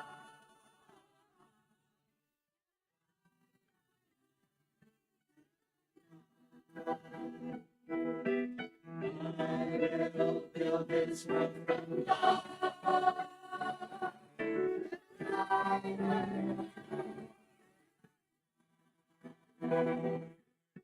You must build this throne from love.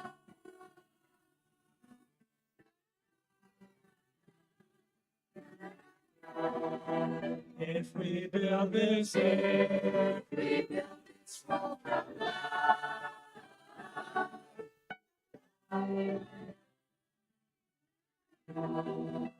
God will build this, God will build this throne from love.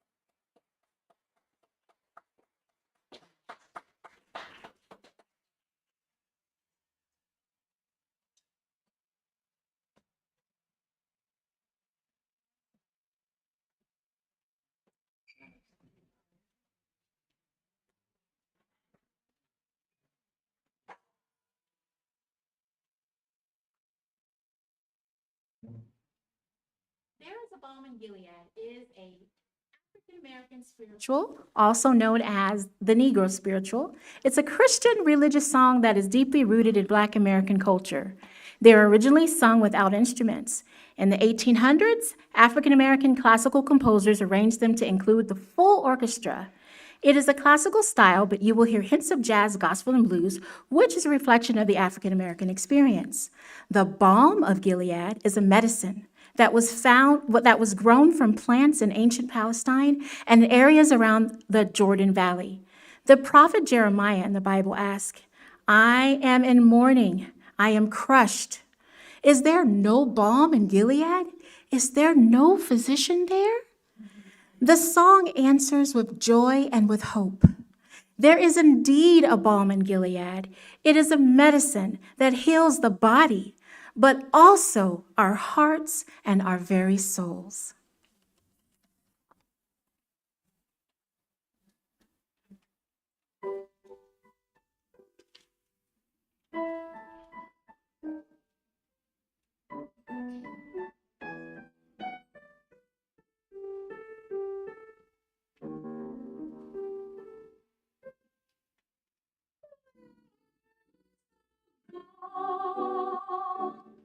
In Gilead,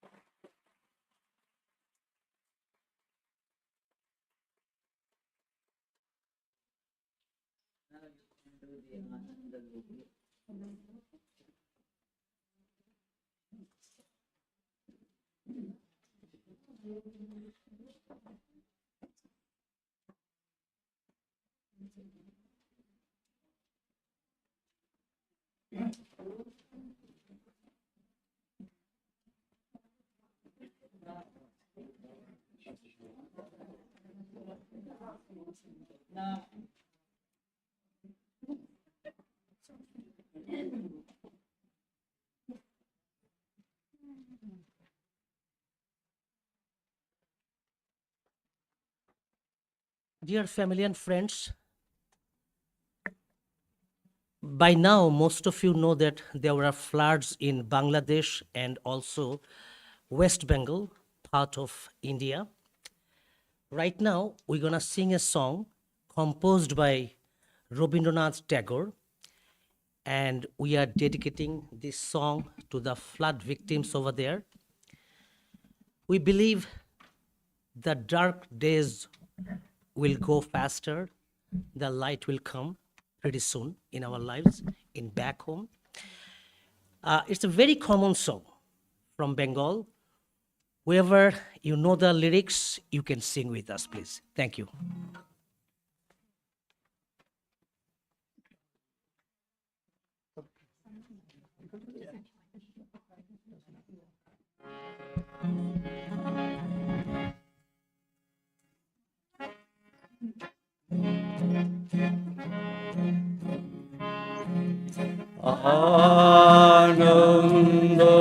Anandaloke Mongolaloke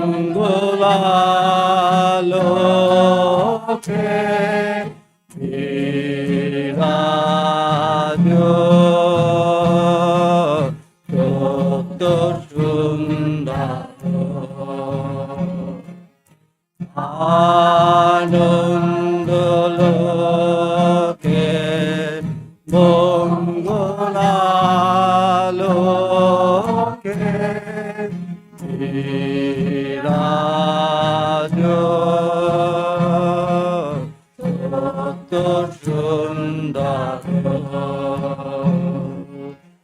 Vimata Udbhashita Mahagaguna Mante Vimata Udbhashita Mahagaguna Mante Vishwa Jagata Muni Bhushana Leshito Charone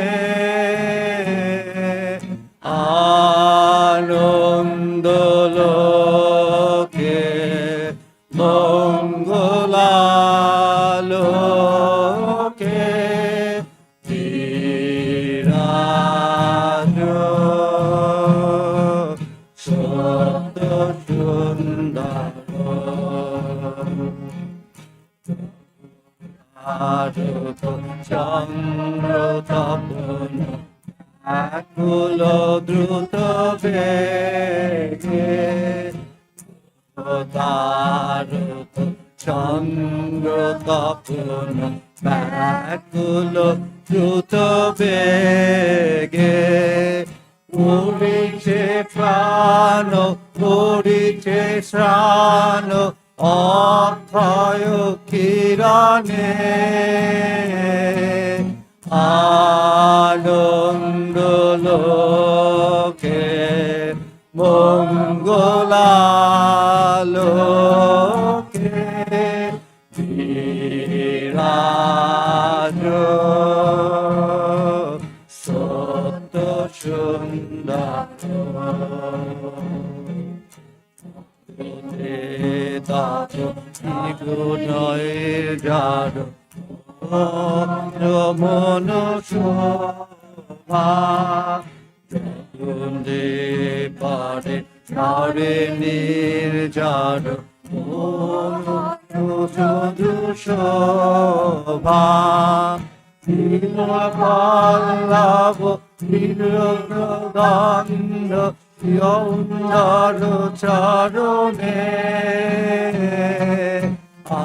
আনন্দ লোকে মঙ্গলা লোকে বিরাজ সত্য সুন্দর বিরাজ সত্য সুন্দর বিরাজ সত্য সুন্দর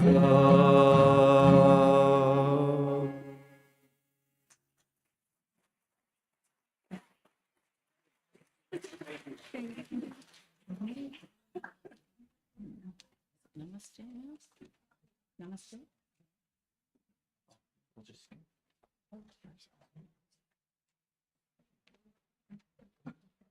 What a great presentation.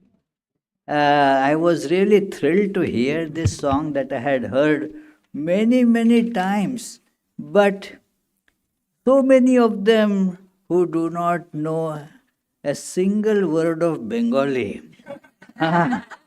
And yet, great credit to our Tapos Talukdar and Diane and all her Ruak group and everybody else to make such a beautiful presentation of this highly sublime and meaningful song here. Many, many thanks. And now we are coming to the last but not the least presentation of this symposium, that is Pravrajika Gita Prana. She is presently the resident minister at the Vivekananda retreat at Ridgely Manor, Stone Ridge, upstate New York. She has been associated with the Vedanta movement, with Sri Ramakrishna, Holy Mother, Vivekananda,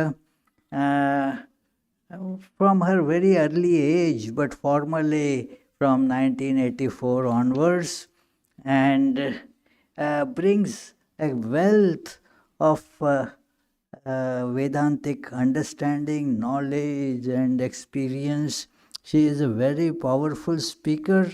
Many of you yesterday attended her very soulful retreat.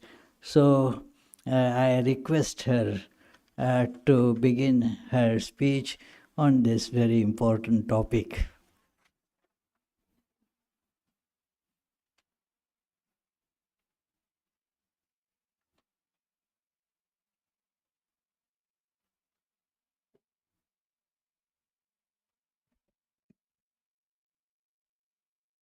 Namaste, friends. Jaima. I have the unenviable position of coming last after some wonderful speaking and some fantastic music and a great wind-up by Swami Yogavananda Ji. And if that was not enough of a challenge, like the other speakers have said, I have to try and answer this unanswerable question, particularly from the standpoint of Hinduism / Vedanta. So even if I slashed off Hinduism and just said Vedanta, it would also be equally impossible. So the question being, what is it? How does God create and why? Does God create? Or the word God, or the word create, much less how or why. To return to Hinduism, I've been thinking a lot when I was going to give this talk about how this paradigm that in the West and particularly in the United States called religion doesn't happily fit, Hinduism doesn't happily fit into the assumptions that go along with that term religion. And I'll try to explain why. Hinduism is possibly the most misrepresented religious tradition in the United States. That not understood and seen as exotic and with all kinds of crazy looking gods, that some are theromorphic. In other words, they look like half animals. How is this? With anything as something quite exotic that the mainstream media will pick up on the outlying things about Hinduism, but never actually explain ever the tradition as it sees itself. So, first of all, you have to understand that it is a very, very, very ancient tradition, and that nothing from that ancient time has been lost or discarded. And in some place in the Indian subcontinent is still being practiced. So we're talking about from millennia ago. And often what happens is those ancient traditions are understood in more and more progressive ways, but never cast aside. So as most ancient peoples, the ancient Hindus, let's call them, understood that the whole multiverse is an interwoven web of being, where every being had to play its part to maintain a balance. And the balance is lost when some of the different beings would not or stopped playing their part. And the web cannot be disconnected, that one part moving, the whole web moves. So this will give you a little bit of an answer to the question that I'm not going to really answer. Another thing that we need to know is that Hinduism is not an organized religion in the same way that people understand the words organized religion today. And here's a good analogy. If you took every single religious and spiritual tradition that ever had its origin in the area we now know as the Middle East, from the ancient past to the present to the future, which will include the Abrahamic traditions, as we call them. It will include ancient Egypt. It will include any religion of the Babylonians and the Assyrians and any of that. Throw it all into one category and call it Middle Easternism. Then tell me, please, how am I supposed to answer that question? Hinduism. The word Hindu is a word actually imposed from the outside of the Indian subcontinent, that by foreigners to actually designate a geographical place called the Sindhu that became Hindu. And now, of course, the name has been taken up popularly. And it's not an ism either in the way that we understand it. It is a philosophy, it is a way of life, and the actual term that is used more commonly inside India, the Sanskrit term is Sanatana Dharma, which means the eternal way. It is not an organized religion. There are no bodies adjudicating what should be believed and which things should not be believed. There are no hierarchical systems that or dogmas that all share alike. There is no actual agreement in what really makes a Hindu. And if you want to start an argument in India, you can bring this up. Okay, what is a Hindu? You won't get an agreement. And the idea that you need an agreement is not even an idea that will arise within the culture. So what do you have? You have many, many streams flowing together simultaneously, as some of our speakers and our singers have said, and with no notion that one is somehow superior or closer to the truth than the other. You have a tradition that is not handed down, as I said, by clerics necessarily, but by your grandmother and by your mother and by your father, and also by family teachers and wise people who have progressed along the path. That is how the Hindu tradition gets handed down. And so it's not uncommon for a family to contain individuals who are following different paths. Each one with their own way, maybe with a different teacher. Now, a lot of the Hindu ideas have come into the United States, and the words of Hinduism that answer this question sometimes have made it into English. Karma, mantra, of course they're misunderstood in this country, pandit, and especially guru, which is known in this country by its worst abuses, right? Not every teacher that teaches the tradition is collecting 25 fancy cars and bilking their devotees out of a lot of money.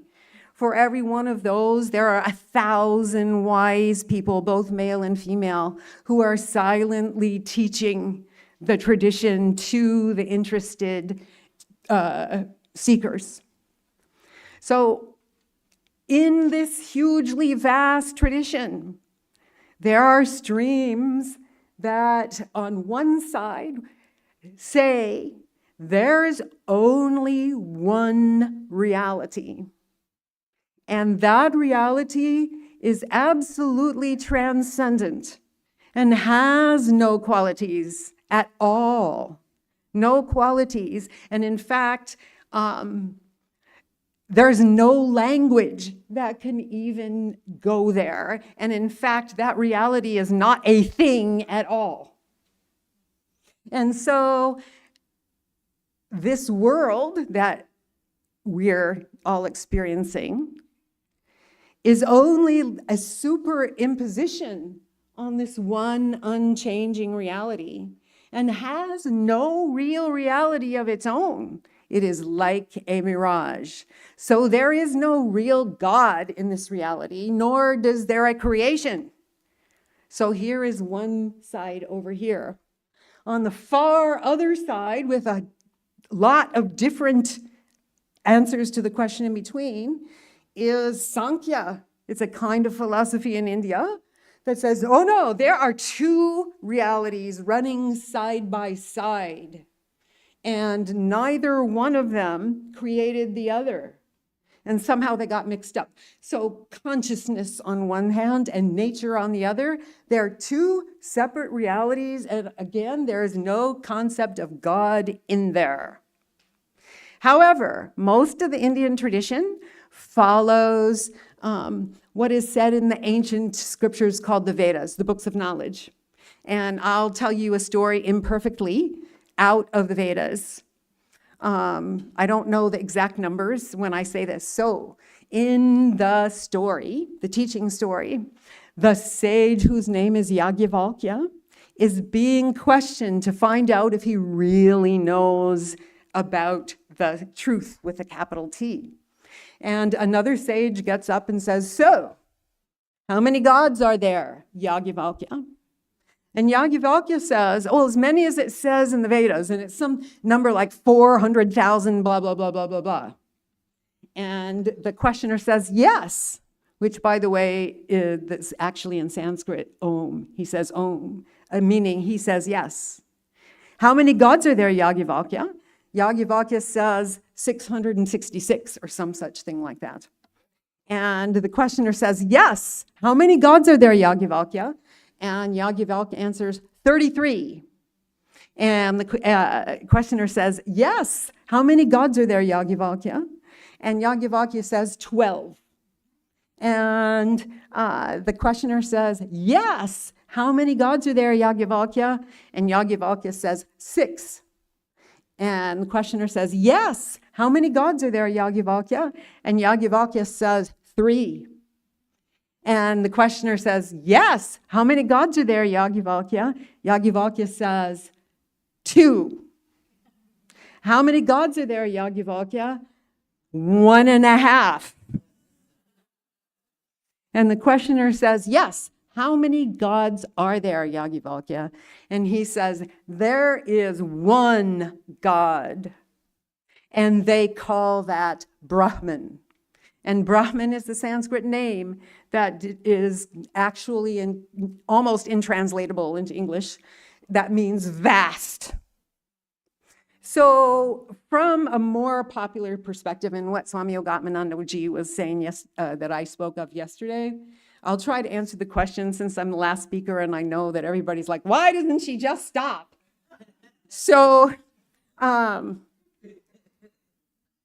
let us assume there is a transcendent reality that at the same time is the immanent reality. In other words, there is a transcendent reality that wanted to be and become infinitely. Now remember, as I always say, infinite is not a huge number. It means truly infinite. And what I'd like to say is that in this idea of the infinite, which often is described, by the way, as the goddess, not as the god, every single possibility that was, is, or ever can be is manifest now. Because even from ancient times, the Vedic people knew that time is an illusion. And that it is not a linear kind of a time, that it can recurve upon itself and do all kinds of things. And because time is an illusion, space is also an illusion. And they also knew the source of the energy. This is, a couple millennia ago. The source of all creation is energy. And now with our hubris, we think we're discovering this just now on the cutting edge of physics. But they knew that in ancient India, somehow, not by their mathematical formulas or instruments, but by the personal search for that internal divine. So the divine, why create? Because is the glib answer. To be and become infinitely. And in this particular line of Hinduism, that infinite becomes deliberately everything. Everything. Now, this is challenging because it means that very divine is the conflagration that we see in the world. Not just the wonderful, beautiful, nice, and kind things, but this very divine and its infinite being and becoming is the suffering, say, for instance, in Gaza and other places in the world, the suffering of genocides and massacres, that awful stuff that goes on in this world is also very challengingly nothing but the divine. So it's easy for us to see the divine in the nice things, in the kind things, and the compassionate things. But the challenge here is, can we see the divine everywhere? And by the way, this is not because of a punishing, that sometimes the law of karma is interpreted as having an ethical component. It doesn't. That this God does not punish, it just is. Every single possibility and every thought of every being is then generating another multiverse, and we can't even conceive of it. So how am I supposed to answer this question? That How is actually a very difficult question to answer because there are very technical and subtle ways of speaking that would require days to unpack. No, you don't. And if you do, I don't. So what I would say about that is that in some traditions, and Hinduism has in common with some of the Western traditions, in some traditions, the idea is that a spark of God is in every being, right? But the tradition, particular one I've chosen to speak about, says no, the whole of God is in every being. In the same way that if you put pots of water in a field in the sun, right? And the sun is shining into all those pots. This is Swami Vivekananda's example. What part of the sun is in all those pots? The whole sun, not the parts.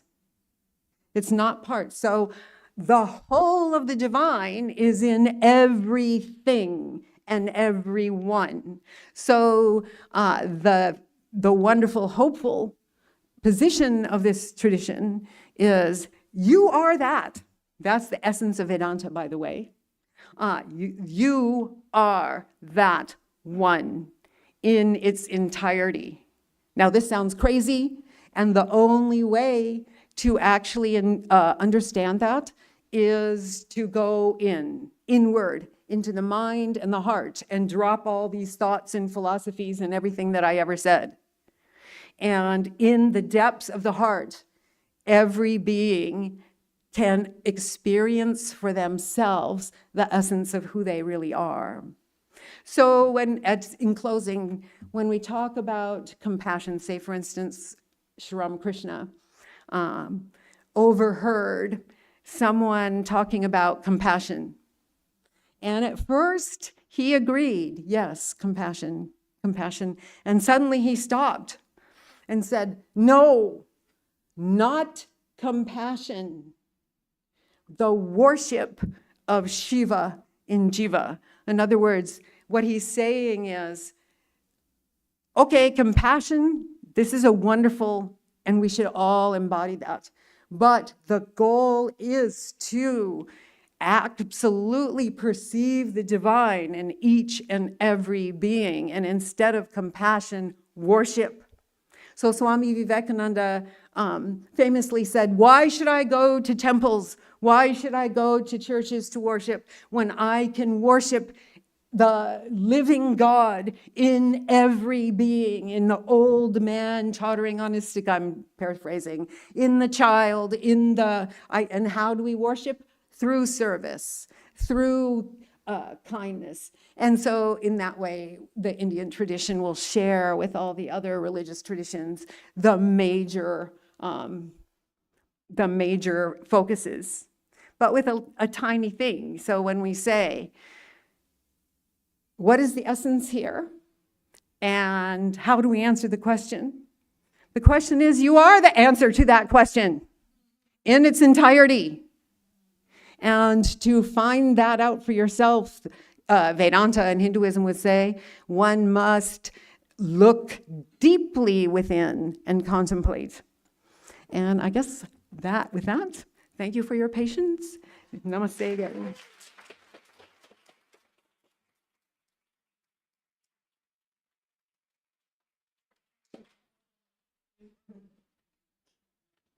Thank you, Gita Pranaji.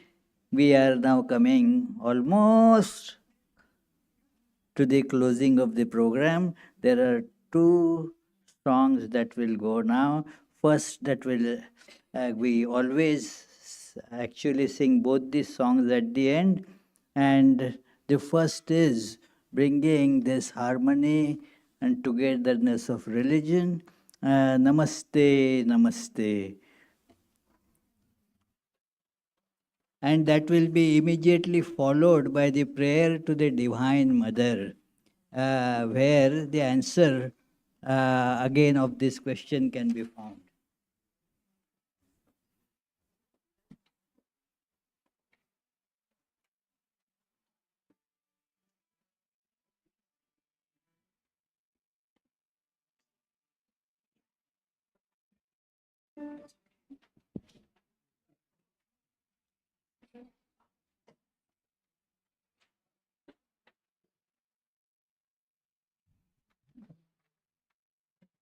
So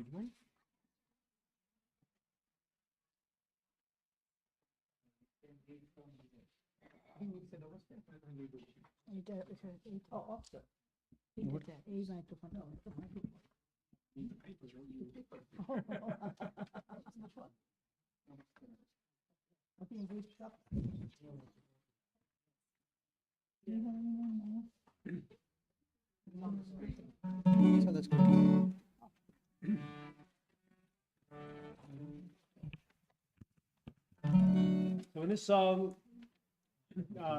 volume is much more important than actual vocal quality. So we want you to sing out, sing loud, and sing proud.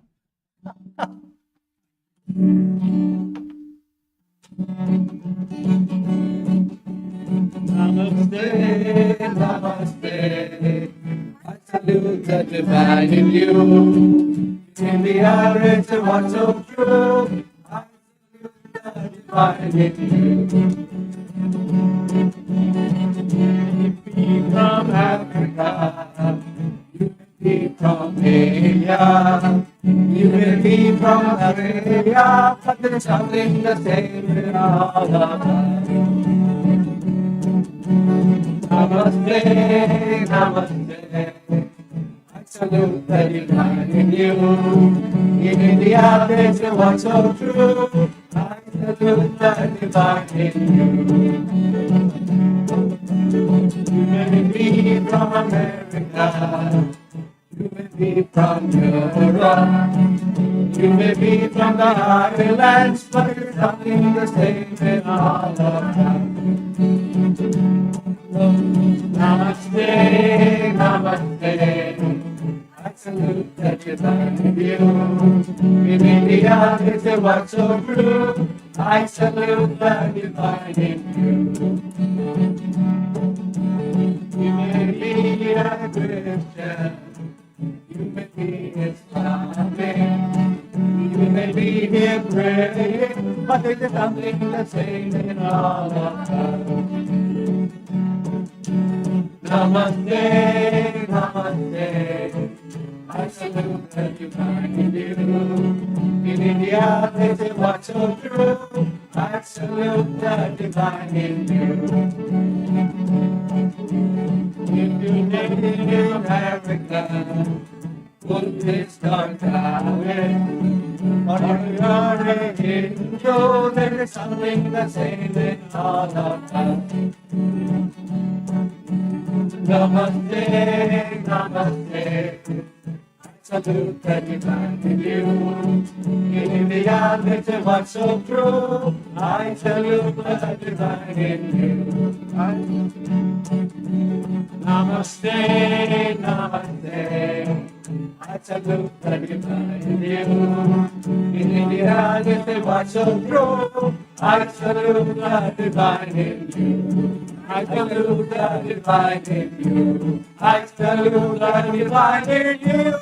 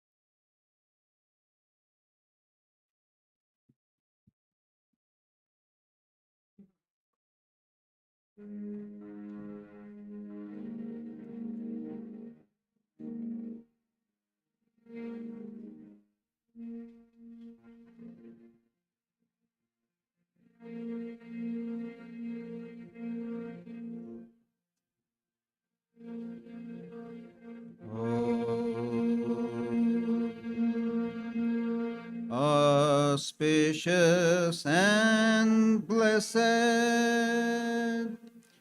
graciousness sublime, all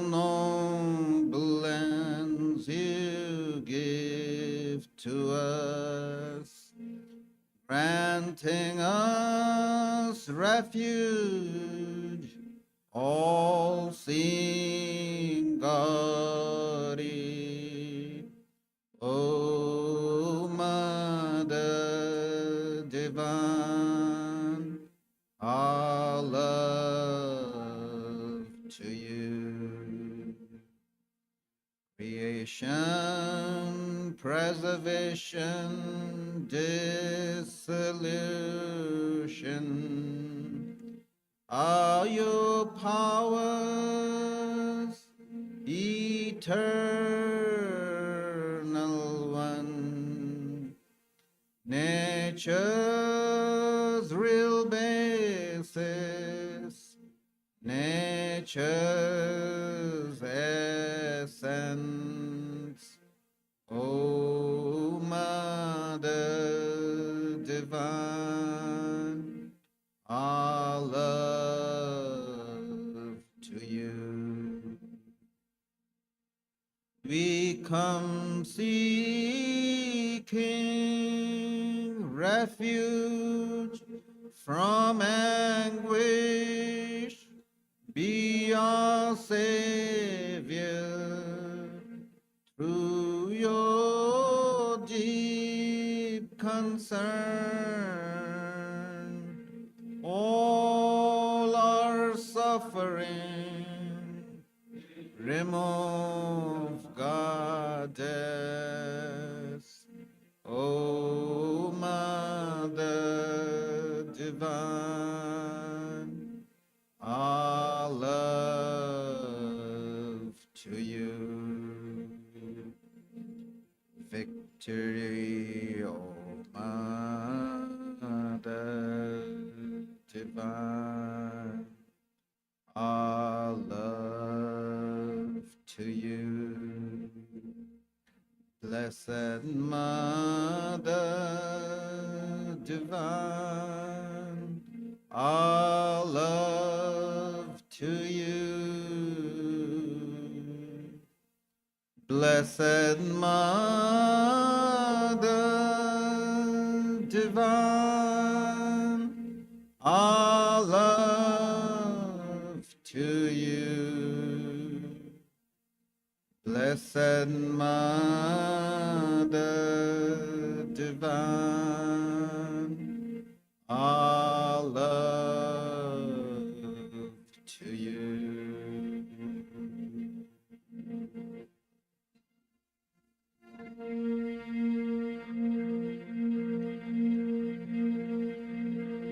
Jai Shri Ram Krishna Dev Ki Jai. Jai Shri Sarda Devi Ki Jai. Jai Shri Swami Vivekananda Ki Jai. Jai Shri Buddha Dev Ki Jai. Jai Shri Jesus Christ Ki Jai.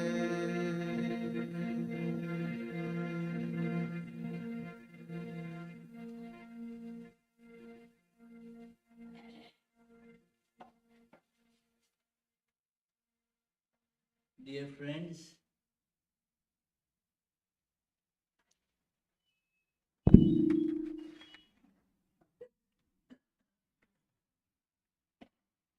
my thanks to everybody who contributed to the success of this today's wonderful program that starts now our fall season. So, first of course, the wonderful speakers who came forward with just one request from me and to speak on this very difficult topic. And as it has been said that the topic is difficult and yet simple because the answer is right in you. So in that sense, it is very simple. Many times the most obvious things are not seen. So the answer that is right there is missed. So my heartfelt thanks to all these wonderful speakers and the mayor who came to inaugurate the program in spite of his very busy schedule. And then the Ruach musicians led by Diane. She was very positive about, having everybody combined, pulled together to build this great music.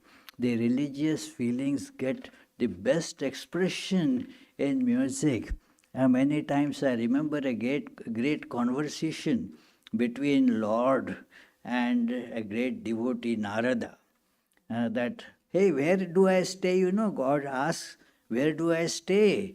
And not somewhere in that Vaikuntha, the place which is supposed to have God there. No, I don't stay there. I don't even stay where those people practice various austerities, not in them either. I stay where my devotees joyously sing my glories.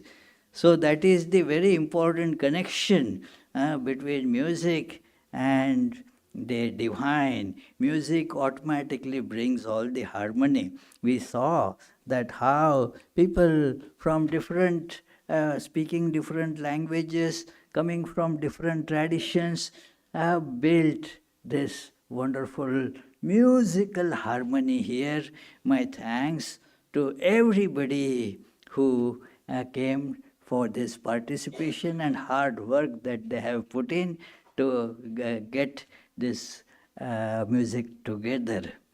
And then so many volunteers, they were working very hard to put this sound system together, this hall together for this purpose. These are all unseen hands. The thanks go to them, my gratitude goes to them. And now we are coming for the dinner. Yeah, you can't forget that, that it is the dinner that is now coming. And this dinner, for last many, many years, our wonderful volunteers of the India Museum and Heritage Society, Mahesh and his wife, Geeta Ben Patel, they prepare very lovingly. Sometimes people ask, what are the ingredients? Well, love is the most important ingredient that goes in the preparation of this delicious dinner every time that comes from them. So we shall soon go down now to have that dinner. But we must say grace before that. It is, the grace is important. When you become devotee, you say grace. There is that nice story that a tiger suddenly came forward to swallow a devotee in a forest, and that devotee was telling God, God, please make this tiger your devotee. And he suddenly saw the tiger folding hands and thought that, well, now I am spared. No, the tiger also, having become devotee, was saying grace before eating the meals. So, let us say the grace now, friends. Om Brahmarpanam Brahmahavir Brahmagna Brahmanahutam Brahmaivate Nagantavyam Brahmakarma Samadhina Hari Om Tat Sat. Om Shanti Shanti Shanti. O Lord, please accept our offerings. Bless us. Make us pure and all-loving. May we not accuse, demand, or complain, but love, respect, and cooperate with all. May we not find faults with others, but try to find our own faults. May we not treat others as strangers, but learn to make all our own. May we fill the whole world to be our own. Peace, peace, peace be unto all.